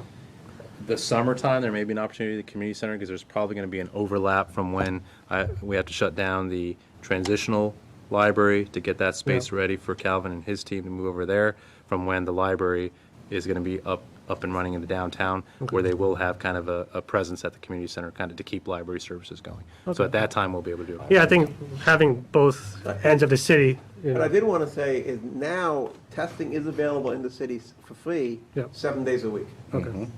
2 days a week at the MAP clinic, Right. and the other 5 days right out front. Outside, So- yeah, I see. So it's available, it is available 7 days a week now. And for the library home kits, I think we need to advertise that heavily on social media and. Yeah, Keith and I have talked about, this all happened at 1 o'clock today. Oh, okay. So, I mean, you know, is when we had our meeting, so it's pretty fresh. But I talked to Keith, and we are gonna have, you know, the VDH, I believe, earlier today, I haven't seen it yet, though, sent us, they have a flyer that they've already made for these test kits in English and Spanish. And we'll be looking at that and sending it out through Keith's connections to the community to let them know that's available. Yeah. And it's something you can order twice a week. So the first order will be 72 kits. That's just a standard packaging for them. Yeah. If we run out of 72, so when Fairfax, now Fairfax is, the Kingdom Fairfax, I mean, when Fairfax came out with theirs, they gave out all their kits in 2 hours. Oh, wow. So, it was I don't know if that will happen here. Yeah. We will find out, and if it does, we can reorder, and we can reorder bigger bunches than 72. Yeah. But we'll just have to, that's 72 is a start, and we'll just see. We could advertise in a Latino newspaper as well, right, for the kids? Yeah, if you have, yeah, so I if you have have a a contact, if I you can do. get it with us, and then we always, sometimes we'll send things to reporters as well, so if you have a good contact to share Yeah. with us, then we can Okay, do I'll it. share that with you. Thank you. I mean, I would like to see, personally, and if there are any Spanish language, either newspapers or websites or flyers, that are handed out for free or whatever, I think that would be a good way to do advertising too, because I think the Hispanic community is an underserved, not only in the park, but just generally, Yeah. is an underserved community that we need to try to do our best to reach out to. Yes. Yeah. One last point was, I think I was reading an article a couple months back, and it was a small city just like ours, and they had issues with people getting vaccines. And, they asked them, what was the reasoning? And I guess the top reason was, I just don't have time. And what they did they actually used ARPA funds and did a mobile clinic where they could register, and then they actually went to the household and gave them a shot, which I thought was pretty neat. So, Oh. Laszlo, wasn't fine? I don't know. Yeah, so our fire and rescue, we were doing homebound Oh, okay, good. vaccinations as well, and some, we're also looking again at doing kind of restaurant nights. We'll be presenting this to you all in January, February, but a proposal again to kind of give voucher incentives as well to shop locally, right? And make sure you're vaccinated at the same time. So Lamar and Francis are working on that. We'll What was have the that. feedback from the fire and rescue? Was that We didn't have a was lot that of people No? signing up. Yeah. Now, one of the things, you talk about mobile, one of the things we are looking at is I'm talking with a pharmacy that I know that gives vaccinations, actually 2 pharmacies. And one of the proposals is with the council right now, where they would come, we would say, okay, we need you to set up at a particular location Monday, or pick a day, Right. for a certain time, and they would set up there, and then, 3 days later, they could set up somewhere else. So it's not a fixed facility. I mean, it could be, it could be at a restaurant, it could be Different places. at the community center, it could be at an apartment complex in their community room, or, whatever it is. And they'll move around. Right. And we're pretty much what we tell them to. I could also connect with some of the restaurants in the area that are Latinos, Yeah, so no, they could host. Yeah. Yvette actually is the one that suggested it Yeah. to me. And So This is have- why they're a team. So Yvette's been helping Lamar with connecting with restaurants Okay. to make sure they can participate in the program. So they'll all kind of be working together Yeah. hand in If hand. you with need more different help, I'm No, I available. mean, there has to be some sort of critical mass, and we don't want to have, a nurse sitting somewhere for 3 hours for No, one right, person. exactly. Right. But if we can do it with an area where, there's a lot of traffic or foot traffic or whatever, or even car traffic, and you put up a sign that says, COVID shots tomorrow from 9 to noon Right. in English and Spanish, that might be worth doing it. And from my experience, the only thing that makes it a little bit difficult, just a little bit in the winter, is we really need to try to find a spot that has a space indoors. Because when it's 25 degrees, and I have to do this, when it's 25, 30 degrees outside, it's really hard to give a shot. Yeah. I mean, your hands get cold and all this kind of stuff. So you really want conditioned space. You don't want to miss. Well, the good news with that is we just got a tent, Keith ordered, that has heating Yeah. capabilities as well. So we're That's going good. to be able that to would utilize work. this That would one. work fine. But, My we venue is wanna- available too. What's that? My venue is available too if you guys need it. What? My The venue, Yeah. Right next to Oh, okay. Megamart. It's actually a Exactly. good venue. So. so I'm available. Yeah. So, so that's, you have to keep all those things in mind. You want to keep them out of the lane, out of the, snow, I mean, it's there. things like that, so. Yeah. But yeah, absolutely. I mean, I definitely want to, as much of, the more vaccination opportunities and testing opportunities we can give to the citizens, in the park, the better. Yeah. Last minute comments, questions? Thank you, Francis, very much. Please reach out if I can give any assistance. Thank you. Thank you.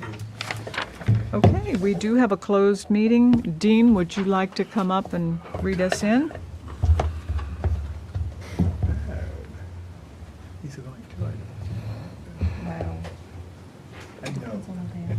Good evening. I recommend the governing body go into closed meeting to discuss a prospective business where no previous announcement has been made of a business's interest in locating in the city, pursuant to paragraph 5 of subsection 2.2-3711A of the Code of Virginia, and to consult with the city attorney regarding contract negotiations with Cinema Cafe to acquire a portion of City Hall property as contemplated by the Comprehensive Development Agreement for City Center Phase 3, pursuant to paragraph 8 of subsection 2.2-3711A of the Code of Virginia. Okay, do we have a motion? Moved. Second. All in favor? Aye. Opposed? Abstained? Motion carries. We'll go into closed session. 5-minute break. Behind those cookies. Yeah, maybe when I get back from Give me a month of normalcy.